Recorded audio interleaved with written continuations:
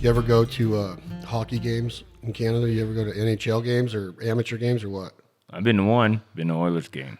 One NHL game your whole life? Yeah, I hunt for a living, so I don't get a whole lot of TV time. But went to one actually in Edmonton. Oilers played. They didn't win the game, but it was definitely entertaining. I love watching the playoffs, though. Were they playing an American team or a fellow Canadian team? Do you remember? Yeah, there was an American team. So at the beginning, was it the Canadian national anthem and the American national anthem at the same time? Did you know the words to both of them?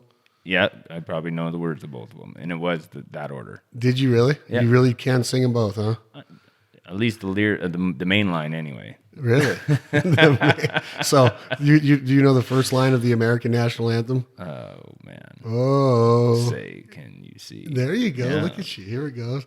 And so being a professional outfitter in Alberta, where you are, I mean, we're talking, give me an idea geographically. You're northeast of Edmonton. Would Yeah. it be northeast? About how many miles Yeah. or kilometers? Clicks, I think you call them. We're about 300 kilometers, 280, straight east of Edmonton.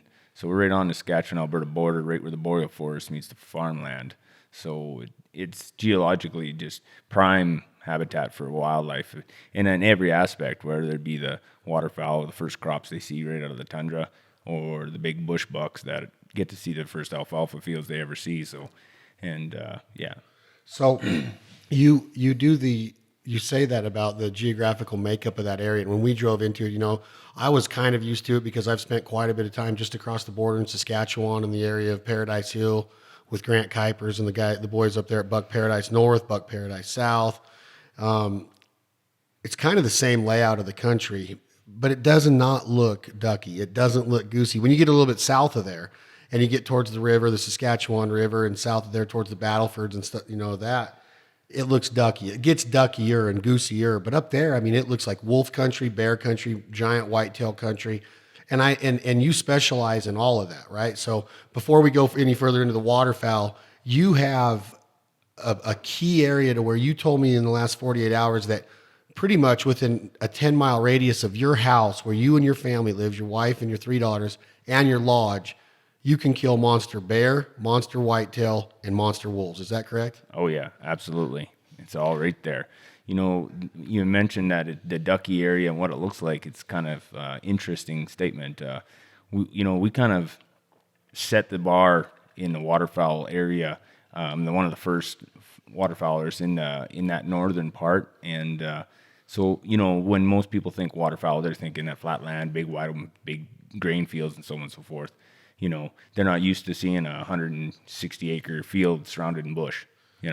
And them ducks and the geese, I'll tell you, that's the first fields they see. And they land there and they stop over for 6 to 8 weeks, and the hunting is just absolute paradise.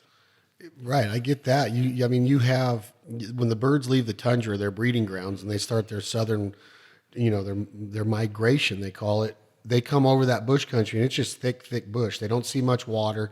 They're not seeing any agriculture. They're seeing tundra. They're seeing trees. They're seeing rock bluffs. They're seeing where those big deer and those big wolves and those big bear live. And then all of a sudden, they come over that last little tree line, and it opens up. There is still some pockets of those trees in that bush, like you're saying, but mixed in between them, amongst them, are peas and wheat and other, crops and food that's going to benefit a duck or a goose. Absolutely, and it's and it's rich. The grain and the peas and all that stuff grow very well. The black soil we have, and it's the same challenge you have when you're out scouting. You'll be driving around, you see all bush, and next thing you know, you see a gap in the trees, and there's a pea field in the back there, and it's just stacked, and they just see them dropping over the trees. Did you grow up in that area, that part of Alberta? Yeah, born and raised right there. I was born just a little south of there in Saskatchewan, just across the border, but right after I was born, and pretty well in Bonnyville, Cold Lake, my whole life. So you got Bonnyville and Cold Lake in that area. So geographically, again, Clay, explain it to me that you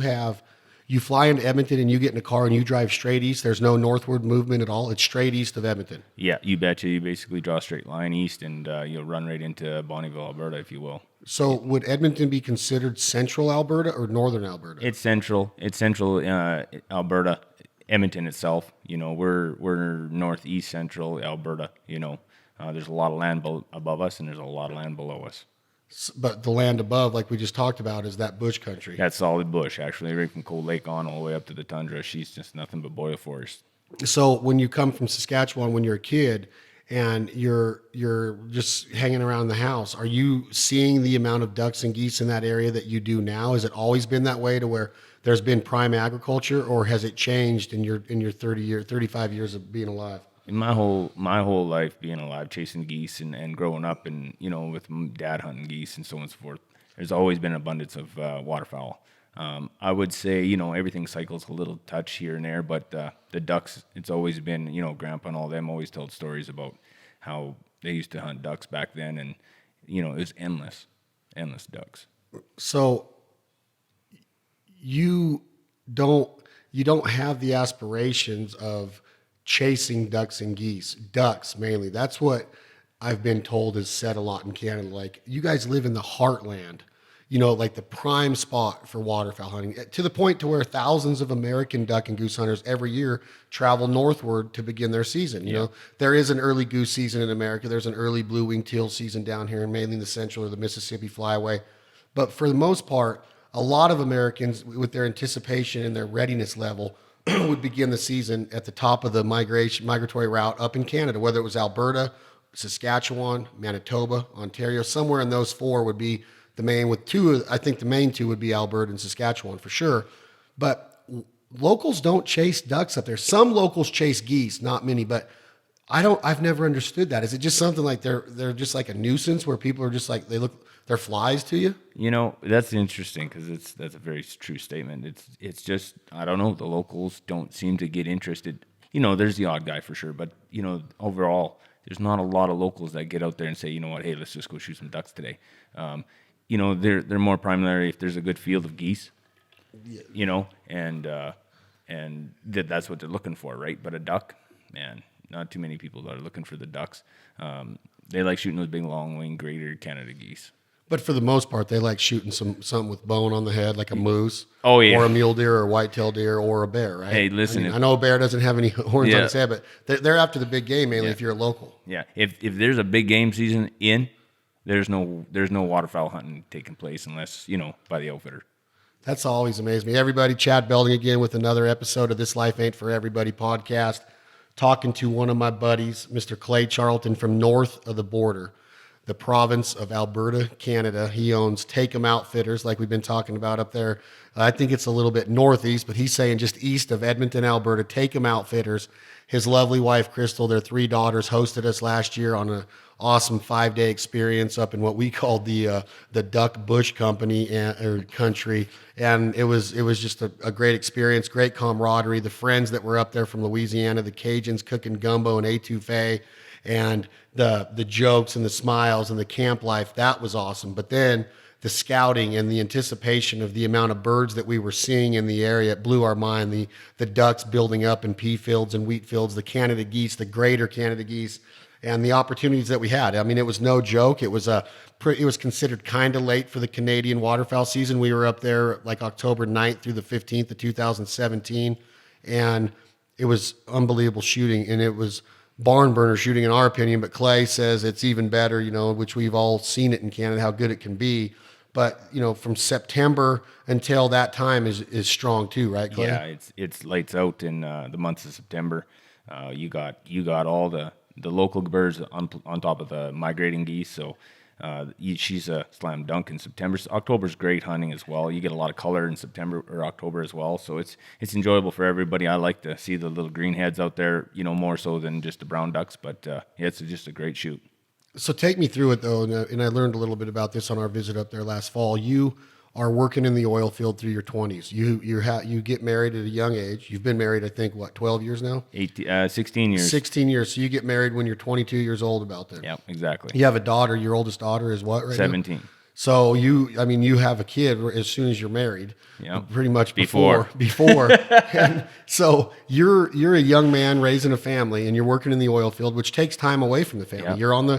You'll go for 7, 10, 15-day periods at a time, right? Yeah, absolutely. There's times I come home every night, but there's times you don't see the kids or, basically the wife even for 2-3 days, because you get back late at night and get gone in the morning right before the sun's up. So it was a full-time gig. She's, she's all out, and she was a lot of work. We started to take them outfitters in 2007. I was 27 years old, and it was a lot of hard work between that. You never had a day off. You're either in the oil patch, or you were guiding, or you're scouting, or you're preparing, or you're back to work again. So, but it was a love, passion. So that was 2007, and not long after that, you decided to leave the oil field and make this a full-time gig. And when did that happen? That was about 2012, 2013. We got to the point where we had to make a decision. It had to be one or the other. We were getting too large in the outfitting. I was moving up the ladder in the oil patch. They wanted me to commit a little more time of my time, to the business. And so the wife and I made a decision to move forward with Take 'em Outfitters.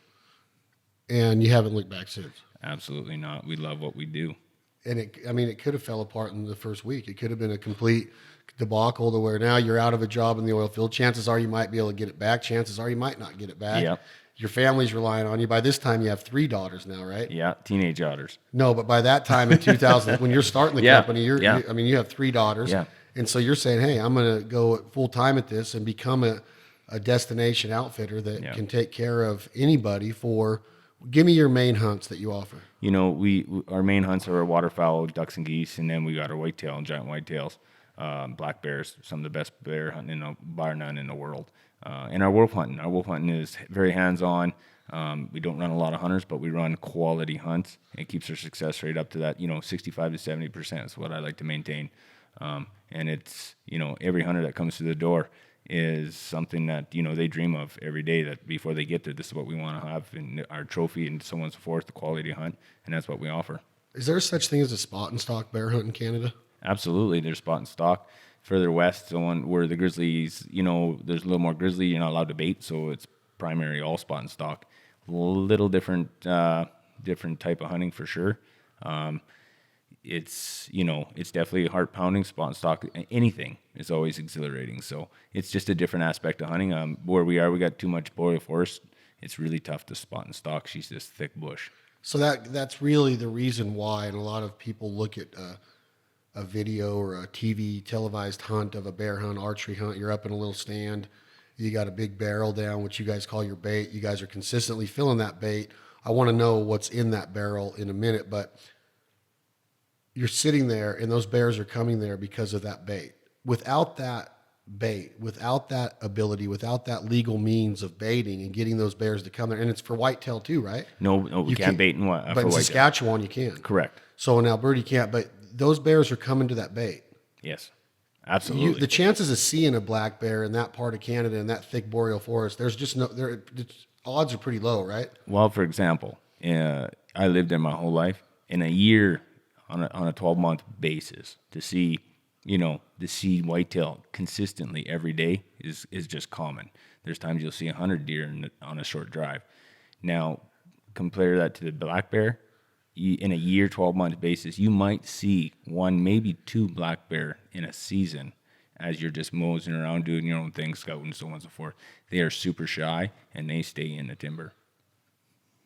They stay. I wonder why. It'd be really interesting to understand why a bear would not come out into that open pea field or into that open wheat field or into that opening and chase. Maybe they're better hunters when they can hide and maneuver around those trees and I don't know. I mean, it's very interesting to me, that part of the Canadian bear hunting, because I've been guilty of saying that, like, man, I don't know how I feel about shooting a bear eating cereal, but I also am on the other side of predator management, population management, wildlife management, and the means that you need to do that to take a few of those bears out of the ecosystem every year, because there's thousands of bears in that part of the country. You got to get them in there to kill them, to Absolutely. manage them, and to do that, you have to bait. Yeah. What is in that barrel mainly? Give me some of the things y'all put bait with. Cereal, as you said, we like to run a lot of oats. It's primary. They naturally, they love to, in the fall when you see bears and you want to see bear, they are coming to an oat field. And there's times you'll see 10, 15 bears in an oat field, and they'll lay it down, they'll damage it, they'll destruct it. But yeah, we run a lot of oats. It's one of the bears' high fat content, so it helps them get through a long winter when they hit the ground running on the spring. So a lot of beavers as well. They a lot of high protein there as well. They love that beaver. You bait with beaver? Absolutely. So you're trapping beaver and then you're baiting with it? Well, yeah, I trap some beaver. I don't got a whole lot of time anymore to do that. So, and for the amount of beavers we're running, a couple hundred, I got some trappers that, once they're done with the pelts and whatnot, I get the carcass. Yeah. And what part of the beaver are you using to bait a black bear? The whole carcass. Yeah. Really? Yeah. But it has to be skinned. So the skin goes to the fur trade. You take the guts and the bones and everything else. yeah, whole animal. Yeah. The whole animal. Yeah. It works out really well. Yeah. You put them in a tree there, and you tie a beaver in a tree on an active bait, and that's the first thing they'll come to, and that's the first thing they eat, and they'll eat that whole beaver in front of you in 5 minutes. Really? Yeah. And wait, so you skin the beaver, and then you hang the entire carcass, gut still intact, because you're not cutting over the stomach and gutting it when you skin it. You don't have to do that. So he's hanging from a tree, bleeding out, and that's what the bear smells, and that's what gets his senses going. Yeah. We try to feed a frozen beaver. It takes a little longer for him to eat in 5 minutes. It might take him 20 minutes to eat that frozen beaver. But yes, we pull it upside down in a 5-gallon bucket upside down, so the birds can't get at it. And then the bear comes along and he works at it, and he can eat that beaver very quickly. What percentage of your bear hunters are from America? I take I would say 95% of all my customers come from the USA. In all of your hunts? Yeah. So a guy comes up there this year. Is he by himself? Is bear camp full of several individuals? Can you book a group? How does bear season work? We try to get everybody that come up there to bring is, whatever group. The bigger the group they have, up to 6 guys, they got the lodge themselves. If you got you come and you and your family or your dad or your brother, friend, whatever. I mean, generally there's to be 2 or 3 groups of that and mingle together, and it works out really well. So you get a bear, you kill him, you get the 4-wheeler in there, the side-by-side, you pick him up, you take a picture with him, you skin him out, and then what do you do with the meat? Are you guys throwing that on the trigger, or the trigger like you call it, or are there recipes that you can utilize to make bear appetizing? Do you eat bear? Hey, bear is fabulous, especially on the trigger. I cook anything on that trigger. It's unbelievable. You've cooked bear on a Traeger? Yes. What, a Traeger? Traeger. Hey, that's innovation right there. That's an awesome machine. But and you're cooking on the Pro 34 that we brought up there for the hunt, and you wouldn't let me take it home, which was kind of weird. I was like, I'm going to load up now, and you're like, well, you're not loading that up. It's and your wife has got me at gunpoint. She's like, you're not taking that. But you're being honest. Y'all cook bear. Yeah, absolutely. Tenderloin, backstraps, and the hindquarters really good on a black bear. Kind of like a pork ham, and especially on anything that you can smoke with. It's really hard to tell the difference between that and pork. Really? Yeah. So you do a bunch you do pulled pork with it in a crock pot, or do you just throw it on the Traeger and you cook like a pork butt, or? Yeah, kind of like wrapped in bacon. You kind of you marinate it and you rub and throw it on that trigger. I mean, it's just fabulous. Your family eats bear? Yes, not a lot. We don't eat a whole lot of it, but we eat. A lot of the customers will they want to take their bear meat home with them. So an American will claim the bear meat also and travel back to the States with it. Absolutely. I've heard of some people eating it. I've like Stephen Rennell and some of the guys on the Meat Eater crew and that they've talked about eating bear. I've never personally eaten it. I've eaten mountain lion. That's probably would be the only predator that would be considered a predator that I've ever eaten. I've never eaten coyote. I know people have said that. I don't think I would ever eat a coyote. I don't think I'd ever eat a bobcat, or there's no way I'd eat rodents, skunks or those kind of predators like that. But I don't know. Maybe there is a part of that meat, that body or that meat that is appetizer that would be worth preparing. But to me, it just seems like bears are a little bit different. Bears aren't 100% carnivore, right? They eat a lot of berries and a lot of vegetables. I would say bear's more like 90% vegetarian. So that's probably what gives some of that meat the flavor. They're eating a lot of sweet sugars, and then you guys are feeding them honey and they're eating licorice. I mean, they trail mix. These guys get it all. But yeah, bear loves vegetation, roots, frogs, stuff like this. Very seldomly do they get wild meat themselves, unless they're getting a baby moose or a baby deer, stuff like that in the spring. But other than that, they eat a lot of grasses, roots, berries, etc. Because they're lazy. The bear's a very lazy animal. They're not a very energetic. They don't want to chase anything. They don't have to work for it. They just want to lay down and eat it. And that's hence the reason why they wait for that Yep. tub to be filled back up. Oh yeah, they wait. So you got baiting, legal baiting for bears in Alberta. Now you also offer, and I would say, you hear the term world class, but you guys have some legitimate whitetail hunting in that part of the world. Yeah. But it's not baiting. So a guy goes up there, like my buddy that you talked to yesterday from California, he just booked 3 whitetail hunts with you.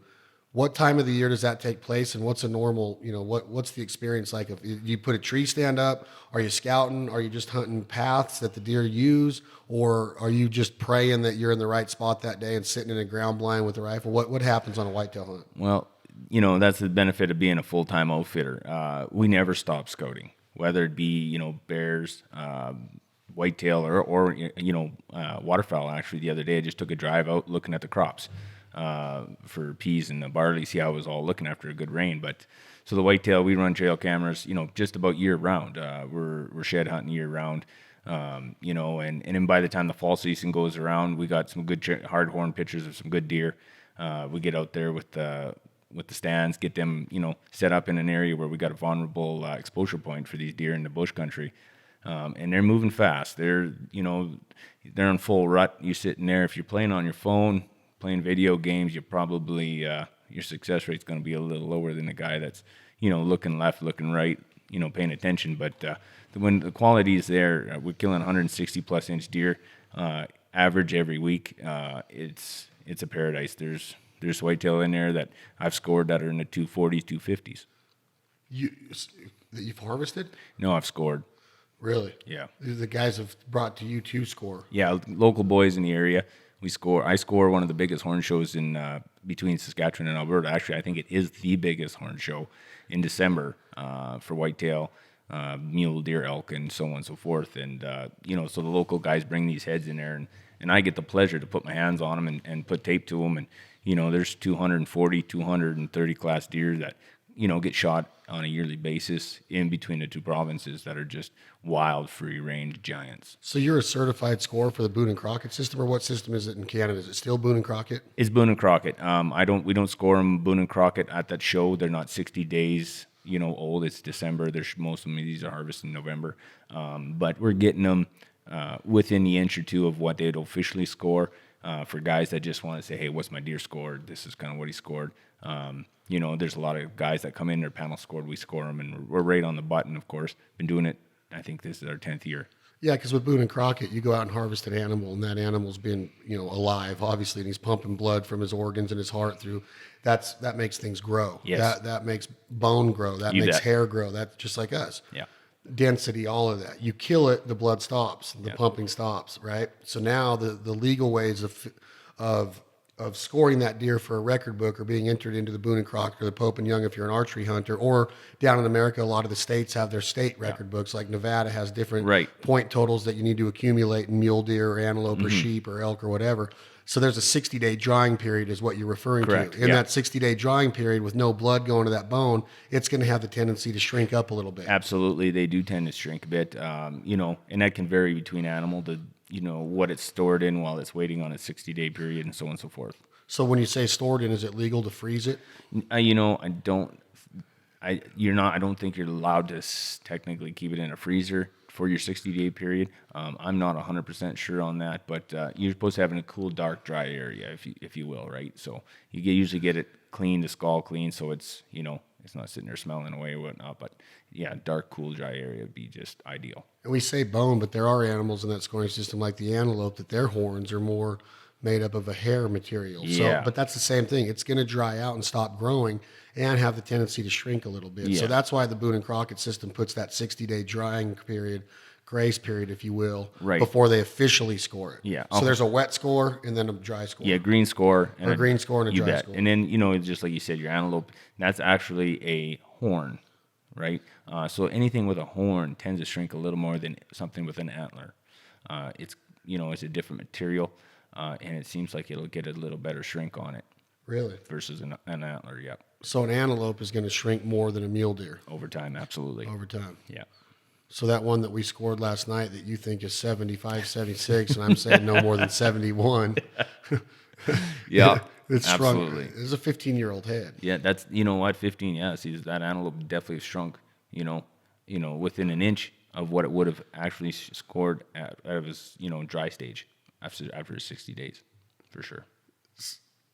So you got scoring animals that I don't know if you specialize in scoring animals. I don't know if you can, but does that help you as an outfitter that you can go out and field judge. Now let's, we're talking about field judging now. So now you can put a tape on an animal when he's dead or after the Absolutely. 60-day drying Anybody period. can do that. You can learn how to do that. But the hard part is looking at that thing on the hoof and you got to be close.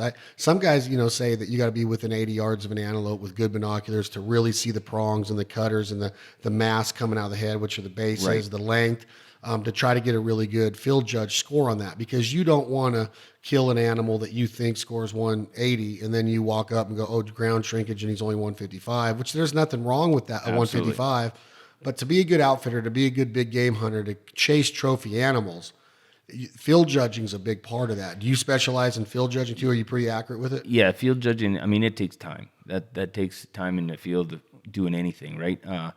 Field judging, length, width, stuff like that for field judging. That's a very basic, simple, equation to come up with. What's really difficult to get on any aspect is the mass. Mass at any distance is so difficult to judge. So, either you're going off his eyes or you're going off the ears, in those aspects is what you're trying to get a good judge for mass. But mass, I don't care how long, how often you look at them, it still gives the best of us a good challenge.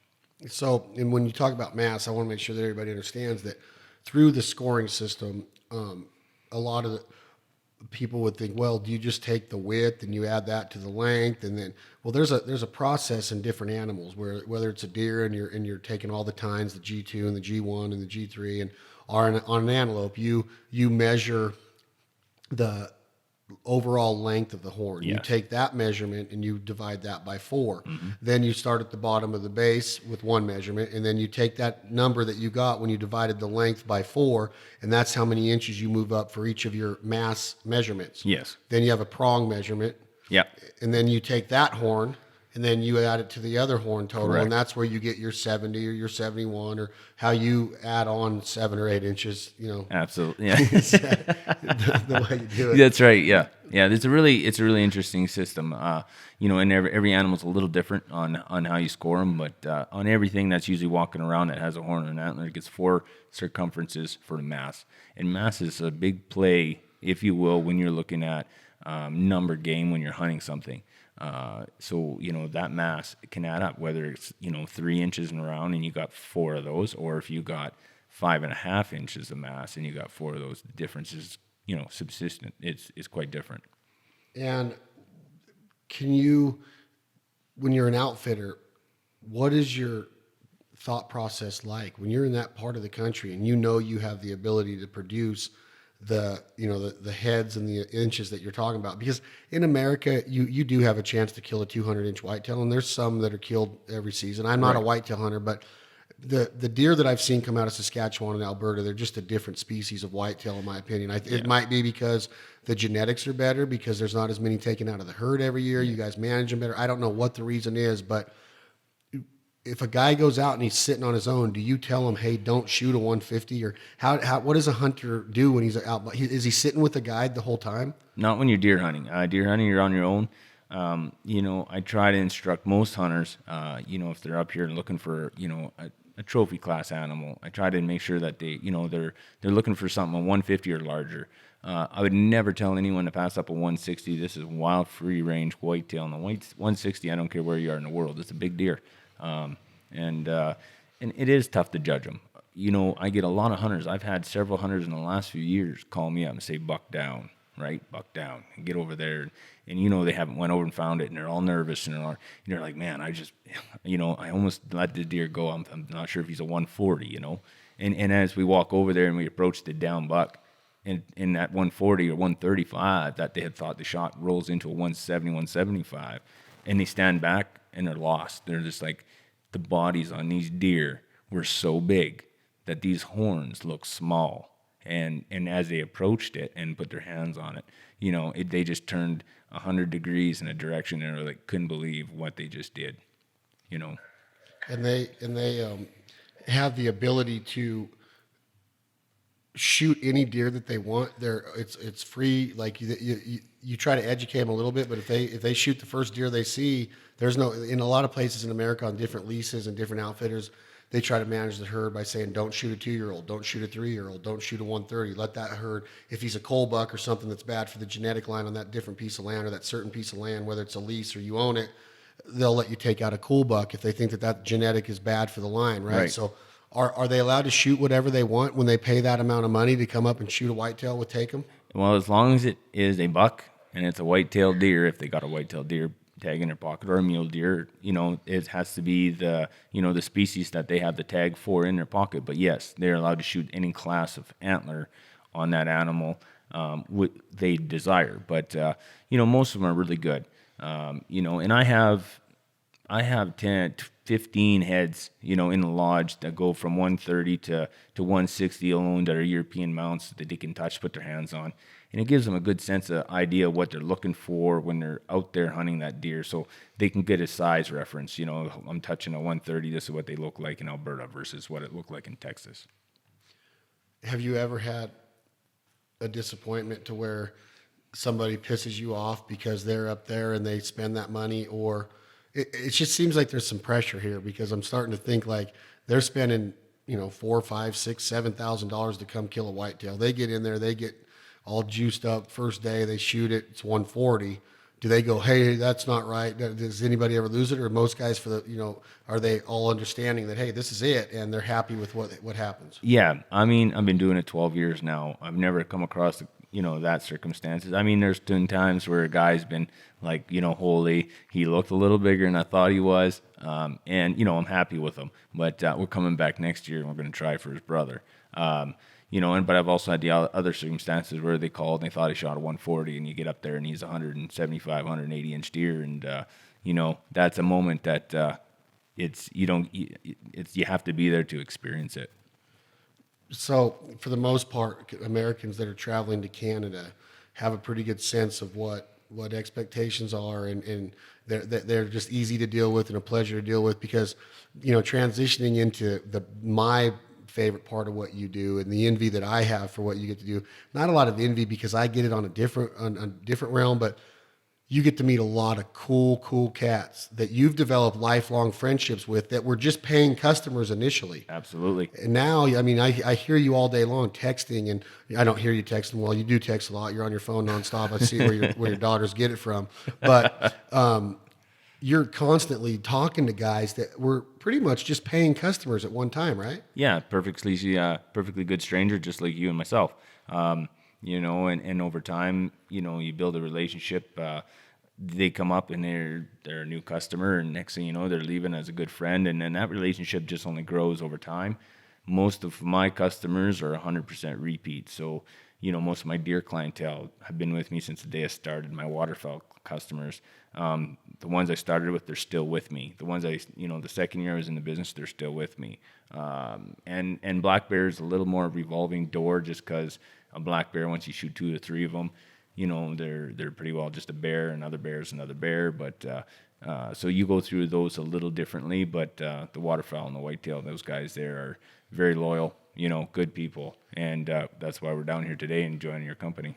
Well, and I'm humbled by it. I appreciate it for you to fly from Alberta down here to do the podcast and to hang out. We've had some good times the last 48 hours. You're headed to, for example, this is a great example of what we just talked about. From here, you're going to head to New Orleans, Louisiana, yes, and you're going to meet your wife, your 3 daughters who are flying out there tomorrow morning. You'll bet. meet them in New Orleans tomorrow evening when you leave here. Yeah.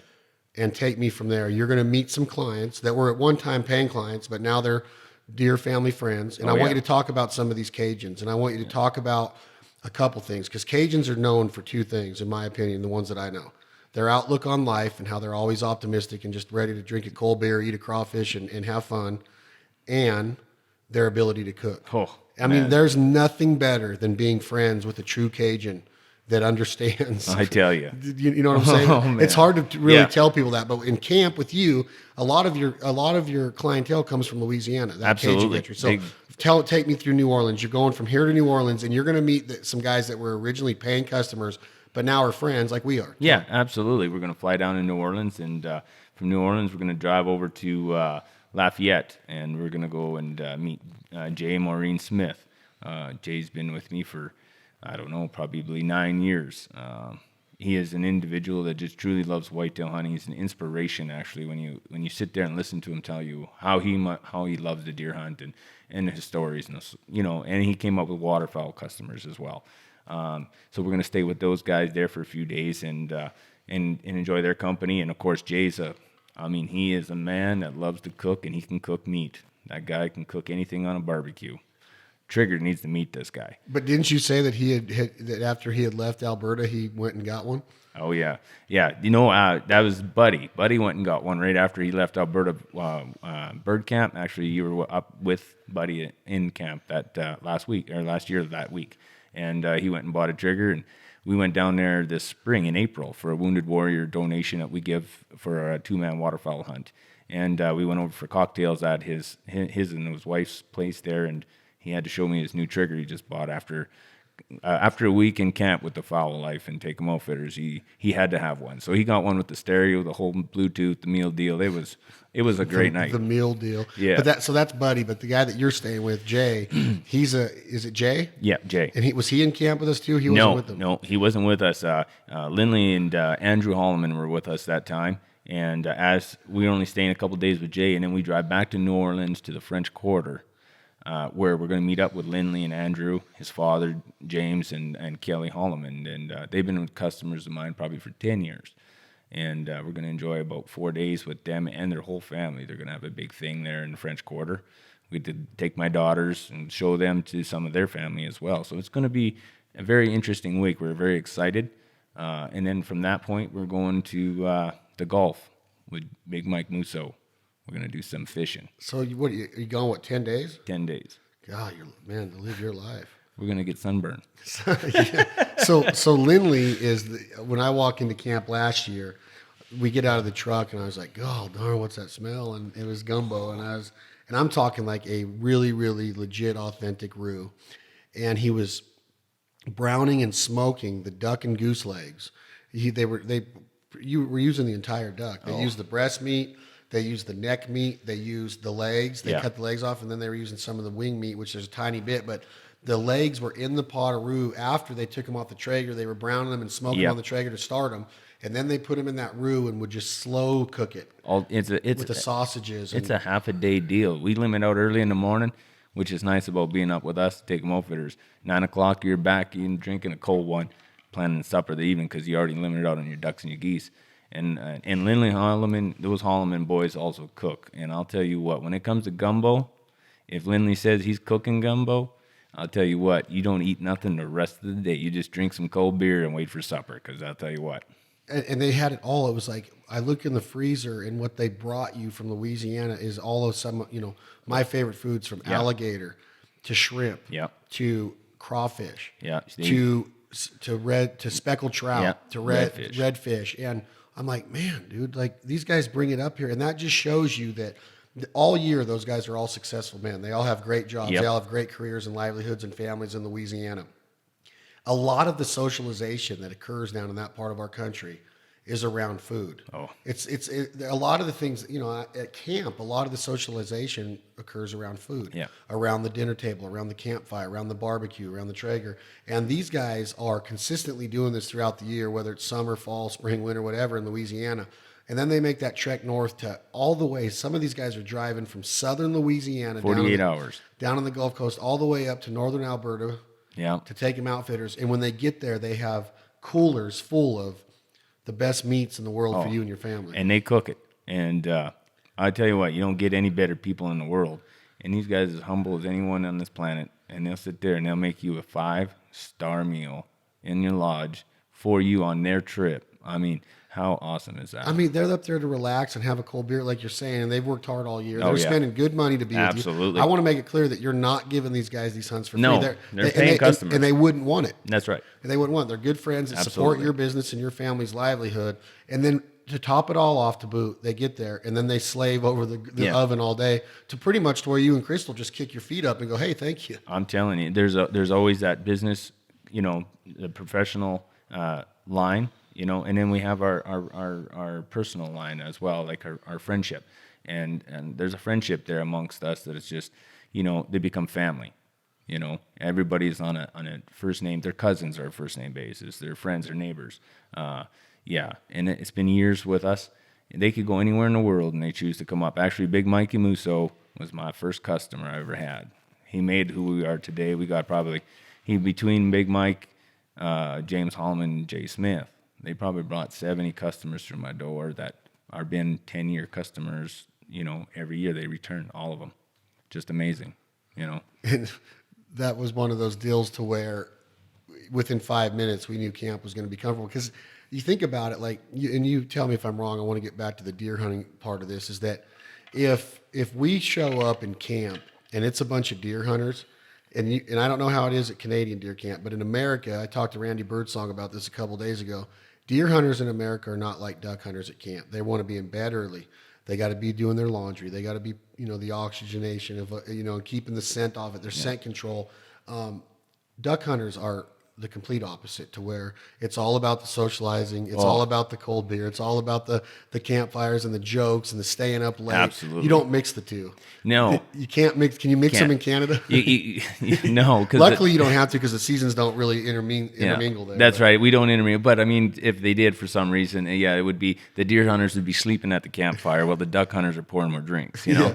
Yeah. And that's the thing, though, is that those deer hunters are like, they want to be in bed. Well, they have to, tired. Because they could sit on stand for 12 hours. 10 hours in a stand, usually on a commonly day, you know, from dark to dark. Yeah, and that there's not a lot of talking. There's not a lot, you know, you can't. You got to be paying attention and focused and waiting on a deer to cross paths with you, where, you know, on the other end of the spectrum, Lindley and all these guys are staying up until 1 a.m, cooking gumbo, drinking cold Bud Lights. Yep. And then they're up on time to go hunting, and they're hooping and hollering in the blind, and they're shooting shotguns, and there's just a different mentality there. It's all the safety's first, obviously. It's not anybody being ignorant. It's just that duck and goose hunting camp is different. It's more, in my opinion, it's more of a celebration. Yeah. I think It's camaraderie. Camaraderie. I think deer camp is more focused. Yeah. And I'm not saying Serious. you don't have to.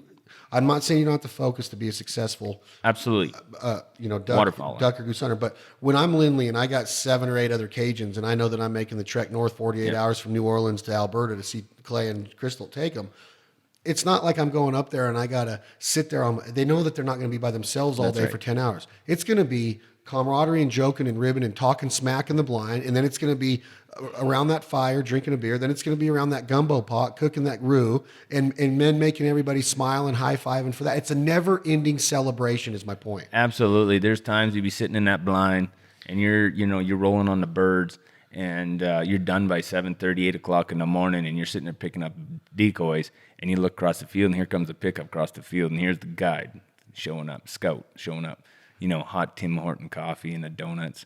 Everybody stops for 25 minutes. We'll pick up decoys here, in another 15 minutes. We're going to enjoy this. We're going to have a coffee in the field, shoot the breeze about what we just did. I mean, times like that is pretty awesome. Deer hunting a little more so, you're getting out of the stand at 5 o'clock dark. All you can think about is what's for supper, because you've been in that stand all day. You ate your lunch at 10 o'clock, and you get home, you have a few cocktails, you have supper, and it's lights out, you're going to bed. Yeah, and there's nothing wrong with that. I don't ever want to come across as like, I think that, that there's one that's on a spectrum. But I just, getting out of that truck and having those Cajuns come up and give me a high five like they'd known me for years. And literally, we stood there on your deck with our cold beers before we even unpacked the trailer and truck and got organized. We knew that we had a full day the next day to scout, so we took our time. But how can you get out and go straight to work doing what I do when you have all of these Cajuns meeting you and your family, right? And then the smells of the gumbo, yeah. And then you walk in the house, and then that's where I meet Brian. Yeah. And Brian's he's funnier than heck, and that he's. I stay in touch with him, but watching him cook his duck poppers, and I gave him so much smack. I'm like, don't put cream cheese in my duck poppers. Yeah. So like he's already like within. Yeah. I'm talking within 2 hours of knowing each other. He's calling me a prima donna. Yeah. That I'm high maintenance. Chad Belding doesn't eat cream cheese, and that was it. That's all it takes. Yeah. My point, Clay, is that no matter if you're across the border in a foreign country as Canada, right, or down in the States, when you're at duck camp, it's so easy to get to know somebody and hit it off to where you just know you're going to stay in touch for a long time. Everybody's such good spirits, good attitude. Everybody's there for the same reason, to have a good time. Shoot some birds, shoot the breeze. the atmosphere is wonderful. The lodge is beautiful. And it's just a wonderful environment. You got the dogs, you got the kids. It's a family environment. Everybody has a few drinks. No one gets too crazy, but everyone has a wonderful, relaxed time. And it's what it's all about. It's when you go home with the memories of a lifetime. And I think that's what it is. And I think that you hit on it before, is that how all of these, a bear is like a mountain lion to me. Like, I love doing it. I love seeing the dogs work. I love being on that trail. I love getting up and seeing the dogs put a mountain lion or a cougar in a tree. But then the emotional part kicks in, the compassionate part, the heart of a hunter kicks in. It's sad. Yeah. To me, it's sad to see a bear walk up to a barrel of honey and oats, which I understand the theory behind it. I get the management part. Right. I would never go, bear hunting needs to be, I'm not that guy. Right. I'm a hunter. I'm a killer. I love it. But I get sad. Yeah. And I think it is sad. And I think if you don't get sad, you're missing the boat. Hey. If you're just out there for the kill, that's not what it's about. Absolutely. And I'm not trying to cut you off, but that thing, what you said a minute ago about the revolving door of bear hunters makes sense, because you can't do that every year. No. If you do, I don't know. I just, the compassionate part of me, I don't think I could shoot a bear over a bait every year. Now, I'm not saying there's anything wrong if you kill 100 of them a year, as long as it's legally and ethically correct. But that revolving door of waterfowl hunters is not because they smash birds every day. Now, they're going to get good hunts. Yeah. And I know that your hunting is consistently badass. Yeah. But I promise you, what I saw at that camp life, all 3 nights, and different groups of Cajuns, because after the first group of Cajuns moved out, another group of Cajuns moved in. That's right. And it went straight back to smack talking with Belding, to the point to where now they're in the blind with us. They're telling me I can't shoot. We're talking smack. And then we have a cooking competition. Correct. And then you take it from there. They throw down on like a 5-course gourmet Cajun meal, right? I'll tell you what, that was a good day to be in camp as a guide or an outfitter, because we had 2 guys going neck to neck, cooking some of unbelievable. You can't get this food in a restaurant. I'm telling you. And, we got to watch it all unfold from the time it was like 10 o'clock in the morning until we ate around that 6, 7 o'clock at night, and watch these 2 guys, Chad Belding and Lindley Holloman and Beeline and Buddy, cooking away. And I mean, we ate, I think it was seafood chowder or something of that nature, and Chad made a pulled duck, which was, I didn't even think it was possible. Well, they had cooked the first night that I cooked with Brian and those guys. They had made the chowder and the gumbo and the gator bites. Yes, gator bites. And I cooked the duck on the Traeger. Yes. Alongside some of Brian's poppers that I wouldn't let him put cream cheese, and that was amazing. Oh yeah! And then the next group of Cajuns that came in from the hunt, because you're generous and you donate hunts to the DU and Ducks Unlimited boys, yeah. And that guy Shane and Romero they're in the hotel business. They were the ones that were smack talking me to the point. I mean, he put on a banded flat bill and he was trying. He's like, I'm Chad Billing and all this stuff, and then it became a cooking competition to where I had guys that like Scott Dahl and Randy Christensen and all these guys judging.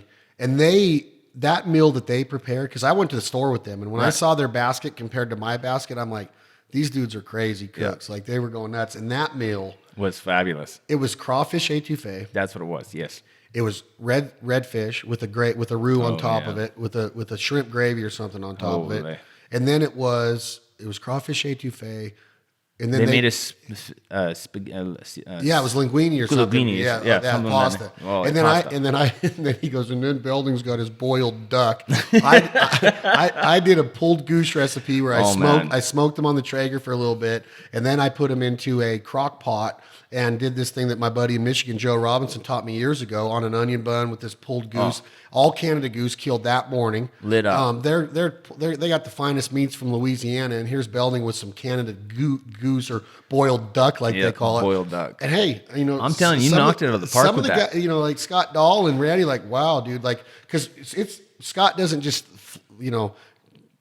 engulf himself with or gorge himself with ducks and geese. He loves to hunt them, and he likes to eat them when they're right. Yeah. But a lot of people don't cook them right. And when he tasted that, he's like, you're lying. He was calling me a liar. That isn't goose meat. And I'm like, that's all 100% Canada goose meat. Absolutely. My point in all of that is that I didn't know Shane. I didn't know those guys at all. And here we are. We're driving in the car within 24 hours of knowing each other, making stories, telling stories, making lies up and telling, and then we get to the store. We all get our ingredients.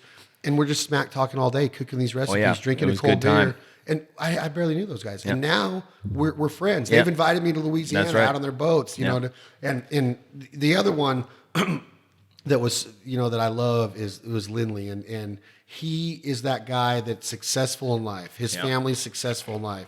You would never know for 1 minute how much money his family has or what they've accumulated, and it doesn't matter because I've said it before and I'll say it a million times. When you're in duck camp, it doesn't matter if you're a celebrity or a Marine or a janitor Absolutely. or a kid. Everybody's cut from that same cloth. We're all equal. And when you're sitting around that campfire or standing around that pot of gumbo, there's nobody that's better than anybody else. Nope. And that's what I loved about those guys is that when you meet somebody, you don't know who they come from. Absolutely. You don't know what they do. It's always that first impression when they treat you like, Right.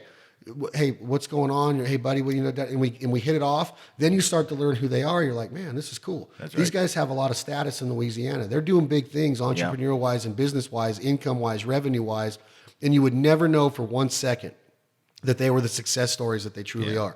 And that's Just what good people. And that's what duck camp does, Clay, is it humbles you. It brings you down to your knees to where nobody's bigger than the duck, Yeah. nobody's bigger than the fire, nobody's bigger than the woods. Right. It's all about that experience and that hunt and those stories and those memories. That's what's special about it. It's a good time. And your camp provides that, right? Absolutely. Like a lot of people have said, and they can go anywhere in the world. They've traveled the world.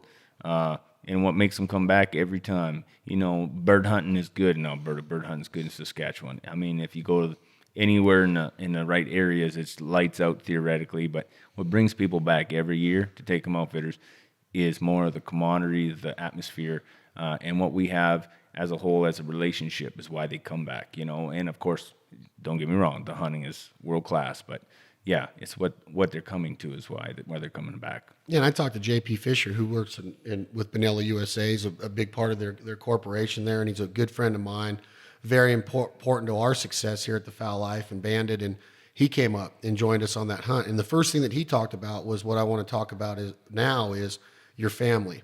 Walking in for the first time and seeing Crystal in there and having her come up, there's really no handshake. There's really no hi. It's a hug. Yes. Thanks for coming. We're glad that you guys are here. We've been looking forward to having you here at Take 'Em Outfitters. And from that point on, in Crystal and I are, we Absolutely. talk smack, Yeah. like a brother and sister, and she, my arms around her, and we're just having a good time. Your daughters are there. You have this family life where your daughters are getting off the school bus. They're feeding their horses. Yeah. They are helping you clean ducks, clean geese. And I'm bet. not just talking put them in a Ziploc after somebody else cuts the meat off it. These girls are putting on rubber aprons and suits and gloves, and they're Getting at it. They were getting the Elk Ridge knives and hatchets out, and they were teamed up with Janelle. with Janelle, who is a world-class beauty, and she's in there with blood all over herself, and her husband's up guiding stone sheep hunts. She's got her baby in a backpack, and she's cleaning ducks and geese. You bet. And she is unbelievable just to watch her clean birds. I mean, and she enjoys it. It's one of those things that she comes over in a couple hours in a day, and she's got this stuff all prepared nicely, ready to go home with these, the ducks you harvest, so you can enjoy them further down the road. But Janelle, she's a big part of our business, and we're just thankful to have her a part of Take 'Em Outfitters. She does such a wonderful job, and the girls enjoy helping her all the time. And I think that it's hard to find something that the whole family relates to. And it was cool seeing how your daughters liked being in the lodge. They liked interacting with the clients because, again, it goes back to those relationships that those clients and your kids have become friends, like family. And that makes it easier for the clients to become more ingrained in what you're doing because when you get the feeling that, hey, you're just a statistic or you're just a number, like we're getting you in and we're getting you out. That's right. Here's your 3 squares a day. That's right. Here's your time in the blind, and that happens. Yeah. And to be a good outfitter is part of that network. It's networking, it's communication, it's authenticity. It's about providing that experience because there are going to be days where things don't go your way. There's going to be a flat tire. There's going to be getting stuck there. And if Lindley and those Cajuns got stuck, they would pop a beer and they would sit there and figure out how in the hell are we going to get our truck out of this field or out of this ditch now. I'll tell you what, they'd be picking it up, lifting and carrying it out of there, them boys. There's never such thing as we can't do it, And they're in there setting up the decoys as well. Most of our clients are all the same. They get out there, we park the trucks, we get the lights on, and before you know it, everybody's out grabbing bags, everybody's setting up the blinds. Everybody's doing something, and it's done in minutes. It doesn't take long. Same with the breakdown. It's the same way. Everybody's throwing stuff back in the bags, loading the trailer, loading the blinds, and away we go. Everybody just enjoys that. I've asked them time and time before. I said, hey, you guys, would you prefer rather to come out about 40 minutes after, the guides get out here and get things set up? And they looked at me funny, right? They're like, this is kind of why we come up here. The setup doesn't take long. It doesn't take long to break down. They enjoy it. They feel like, it's a part of their hunt. They enjoy that 15 minutes of setting up some decoys, getting ready, and then watching the morning sun come up as we're having a little safety meeting. Yeah, and I think, with what I do, sometimes I've gotten away from that because we get out of the trucks and the first thing that we do is we go right into production mode. You know what I'm saying? Guys are but what I'm saying is that when I sit back and I think about the hunt or what I get to, take part in throughout the season, and you start to get away from what you just mentioned. If a hunter's going to pay money and he's going to go up and he's fine with coming out to the field later and missing that part of it, and just getting in the blind and pulling the trigger, taking a picture, going back. Correct.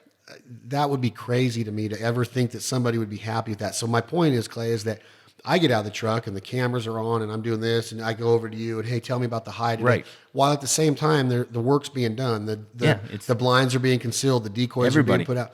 Everybody's working as a team. And, I think that most people have a grasp or a good understanding of why I'm doing that. Yeah. I just never wanted to give that feeling to somebody like, oh, he doesn't want to do that, because I love that part of it. Yeah, well, you're doing what you need to do at that moment in time, right? You're explaining to the world what's going on, the area you're hunting. So that's kind of, you got to do your job when it's time to do your job, and that's kind of what you do. You do it very well. You're one of the best. I mean, I appreciate that. Absolutely. You make it look good. The quality's there, and especially after getting to know you a little bit. You're the same as those Louisiana boys. I mean, I've been here 48 hours. The man doesn't stop cooking. We're hanging out with buddies. I got to spend a couple of days here with him and his daughter to watch him and his daughter hang out with each other. It's just been, it's like being at home. Yeah. It's awesome. And I think that's the important thing about getting to know somebody, is that you could easily assume things. Like I could assume Clay's this or Clay's that without, just talking to you on the phone. Right. But once you get to go and experience time with somebody and get to spend time, that's the only way that you should be allowed to make a judgment on somebody. Yeah. Like if you are going to be critical, or you are going to be that guy that judges, or you're going to be that person that gets online and says, Take 'em Outfitters is this, or Chad Belding's this. Spend some time with Clay, Charlton, and Crystal and their family. Spend some time with myself. And we just got back from, the duck club called the Canvasback. I took you out there for 24 hours for a kids event put on by my good friend Dave Stanley and his daughter Katie Stanley. You got to see 75 kids learn boating, archery, rifles, shotguns, duck calling, decoy painting, teamwork, dog training, competition, dog training. They got to eat lunch. They got to socialize. They got to be around a duck marsh. They got to be inside a duck hunting camp. Community, a duck camp. And you haven't seen anything like that, huh? No, that was cool. And nothing gets us, my wife and my family, same thing, is we're, involved around the family. And to see all these gentlemen in their duck camp taking these kids doing what they were doing yesterday was just humbling. To see the faces on these kids out there shooting a BB gun and casting and on their boat ride and then a big dinner afterwards and whatnot. Yeah, it was terrific. In the middle of the desert was the coolest part ever. The duck camp was in Nevada. It was very interesting for a boy from Alberta. I can tell you that.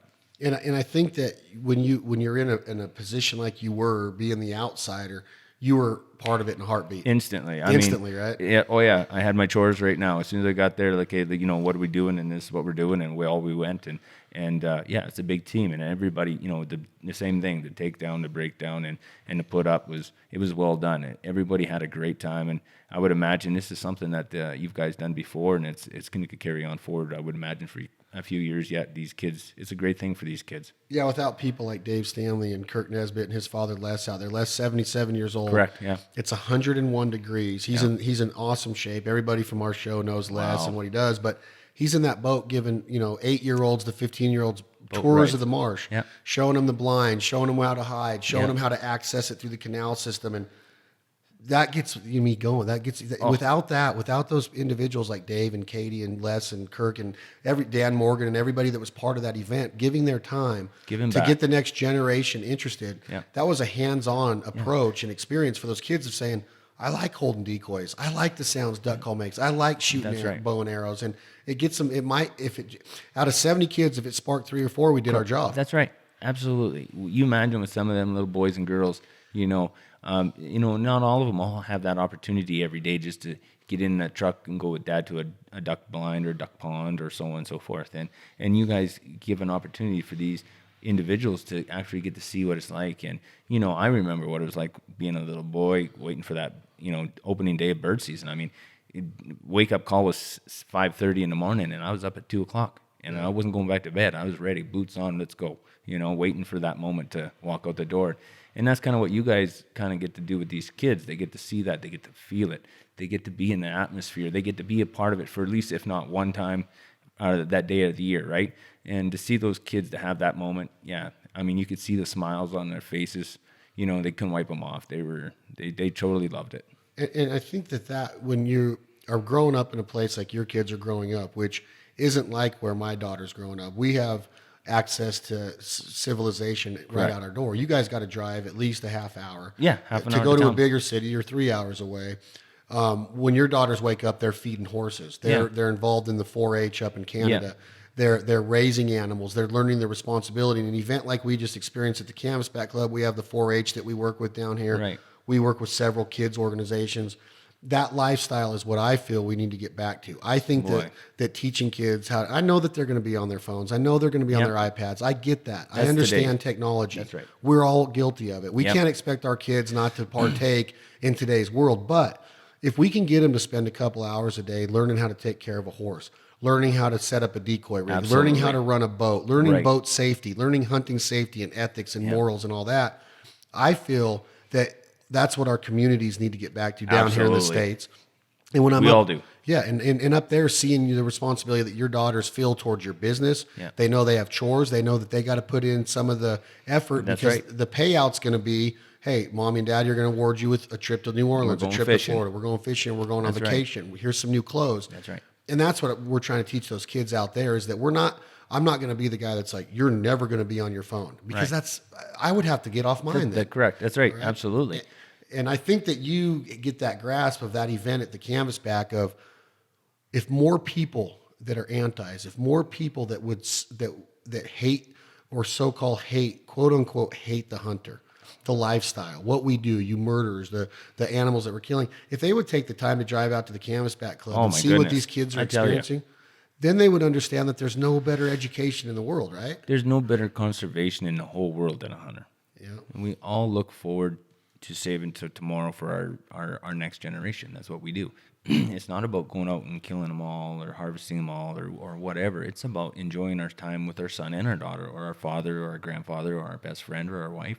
And our children are our tomorrow, right? So what you guys did yesterday was just truly awesome to see all those little kids from town and the city or in the community around to experience. That was awesome. What does it take though? Like, how do we get that message out there to people of, we're not going to try to get on a soapbox and say this lifestyle is better than anybody else's, but there's got to be some common thread here that we can show people that it's important to learn that part of life. I truly feel it's important to learn how to use a knife, Absolutely. to learn how to learn how to use a gun, to have confidence in a gun, to know your way around a gun. That's right. What's wrong with teaching somebody to grow their own food, process their own food, butcher their own food, cook their own Independence. food? Independence. Learning that responsibility level that if I don't feed my dog today, my puppy today, my daughter out there yesterday had Duff, our new lab.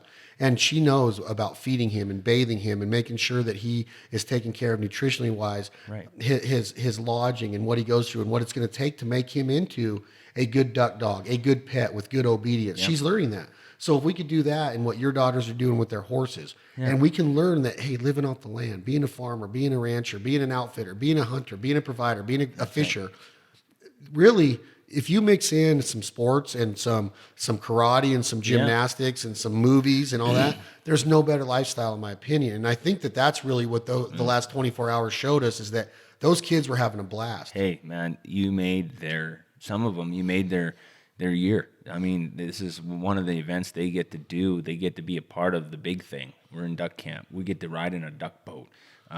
We get to blow on a duck call, or some of them, hey, I got to shoot my arrow for the first time and pop a balloon, stuff like that.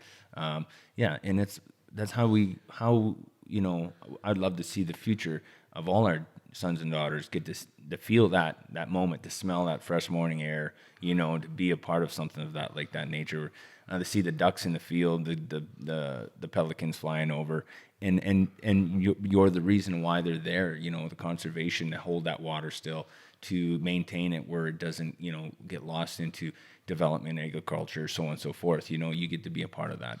That's cool. I thought it was too. And what was really neat is to see after it was over and the lunch was being served, while parents and guardians were waiting in line for hamburgers and hot dogs, some of the kids were running back out and they were doing the casting game by themselves. They were making more survival bracelets. They wanted to paint more decoys. Well, you can't get them out of there. They didn't want it to end. No. And I was watching my nephew Chase, and he was one of the winners of the casting game, and he loves fishing. Oh. He's eating up with it. I mean, he's all boy. If he's not up my ass about, Uncle Chad, take me fishing. I heard him ask 30 people to take him out on their boat. He's trying to sell a shoe to get a boat. You know? he's just like, take me fishing, and he won a rod for that casting game. That's right. And as soon as he won that rod, he wanted to take it out of the package and put it together and go fishing. Let's go fishing. He lives that life. That's right. He's being brought up that way by my brother Clay, myself, and my brother Clint. My dad instilled that in us. That's right. That he wants to live off the land. He wants to hunt. He's serious. He loves baseball. Yeah. He loves movies. He likes being with his mom and going to the store. There's moments for everything. And there's no reason why that should be excluded from a kid's life. 100%. And that's why guys like Dave Stanley and Les, again, is that without guys that understand, Rock Merlo, who's coming, with the CWA and their kids programs in California, it's amazing to see the amount of time and effort and elbow grease that goes into these camps and these youth events by these individuals that really don't have. They're not making a dime, and they don't want a dime. That's right. They don't have a reason to be doing it except they enjoy it, and they want to see those kids prosper and go on to live that kind of responsible life. Yeah, you can't beat that. I mean, at home we do similar things, the 4-H and so on and so forth. And it's nice to see those kids come back. There's nothing that gets me more excited. I took this year two youths. 12 years old, bear hunting. Did you say 2 Utes? Youths. Youth. 12 youth. Okay, so you got 2 young kids. 2 young kids, The one young fella was 12 years old on his first bear hunt. He come up there, had no idea what he was getting into. First day, get in a quad, let's go. We get up there, we get up going in, there's a bear already on the bait, So we slide in, the bear runs off, and he's already shaking, excited. It wasn't very much longer after that, 15, 20 minutes, in behind us, in come a baby, like a yearling cub. And this thing was acting like it was 10 feet tall and bulletproof, puffed up, coming around the bottom of our tree stand. Come up our tree, we're sitting in, within 5 feet of us. And I would just love to know what that young fella was thinking, because he was just vibrating with anticipation and excitement. And it wasn't very much longer after that. He harvested his very first bear, which was a 7'3" animal, which was a true trophy animal. And the whole time we were loading that bear, we had other bears in the area, and man, just to live through the look in his eyes is why what we do is why we do it. Yeah, and I think that it doesn't matter where you're at. There's hunters doing that every day. Yesterday, 78-year-old friend of mine, Gary Mattice, who was my dad's baseball coach in high school, does a lot of landscaping and stuff around the area for myself and other people. And he shows me a picture of his grandson, who happened to be at the event yesterday. I got to spend some time with his grandson, and he said, "Hey, my grandson would love to be on your show." I said, "Well, let me hear you blow this duck call." And he put it to his mouth. I said, "You could be on the show." And he's like, "Really?" I'm like, "Yeah." But what was cool about it is that Gary takes out this picture on his phone, and he says, "Look at that." He says, we're out of this certain part of Nevada goose hunting, and my grandson kills this goose. And he looks at me and says, "This is the greatest day of my life, Papa." Yeah. And he means it.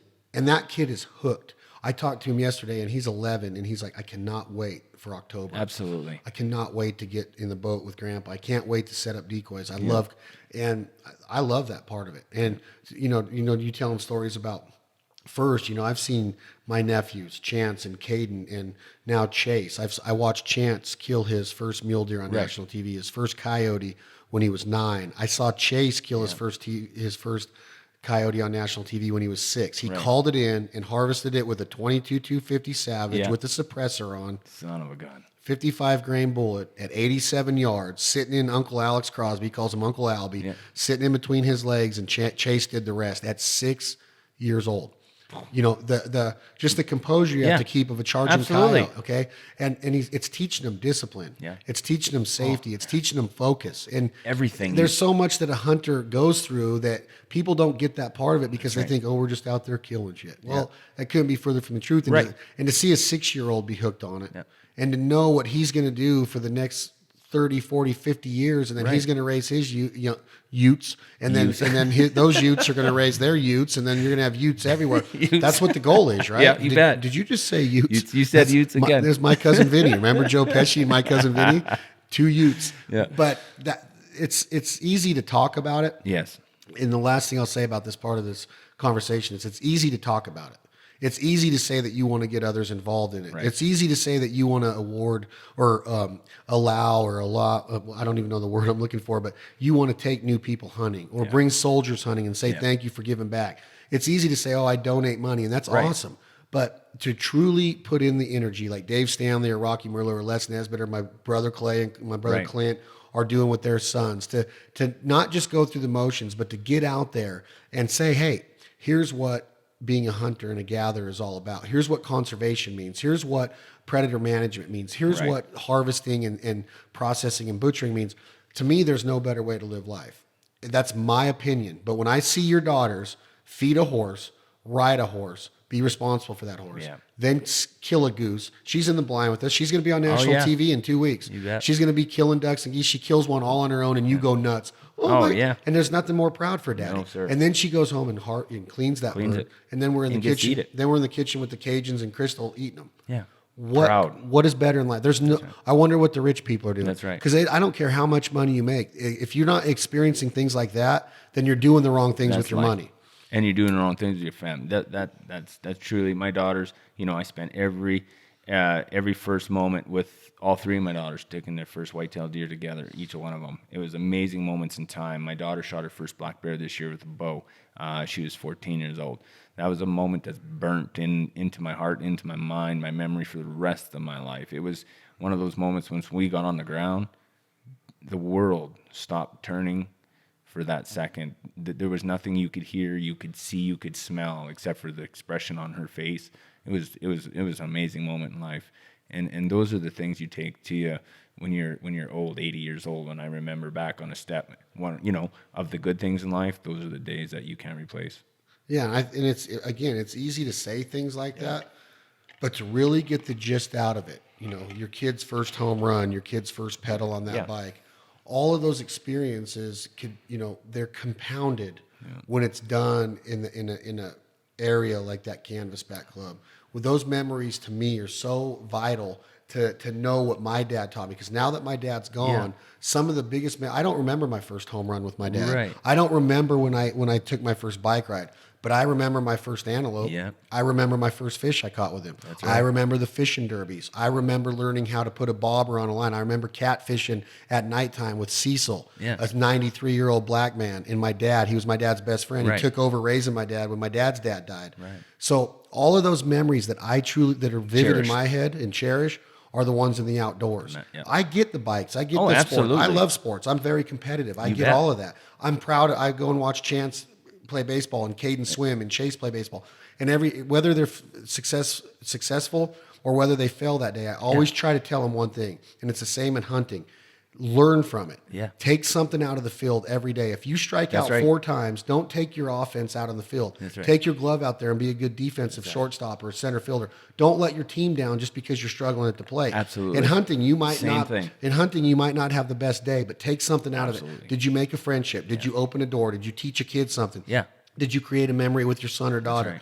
And those are the big things that hunting does for me. And it's easy to talk about it. It's easy to say we're going to do it. But until you get in there and really experience it and see how important it is, I would have never thought in a million years my daughter Alyssa would be into it. She loves blowing a duck call. Yeah. She loves shooting her BB gun. She wants to hunt.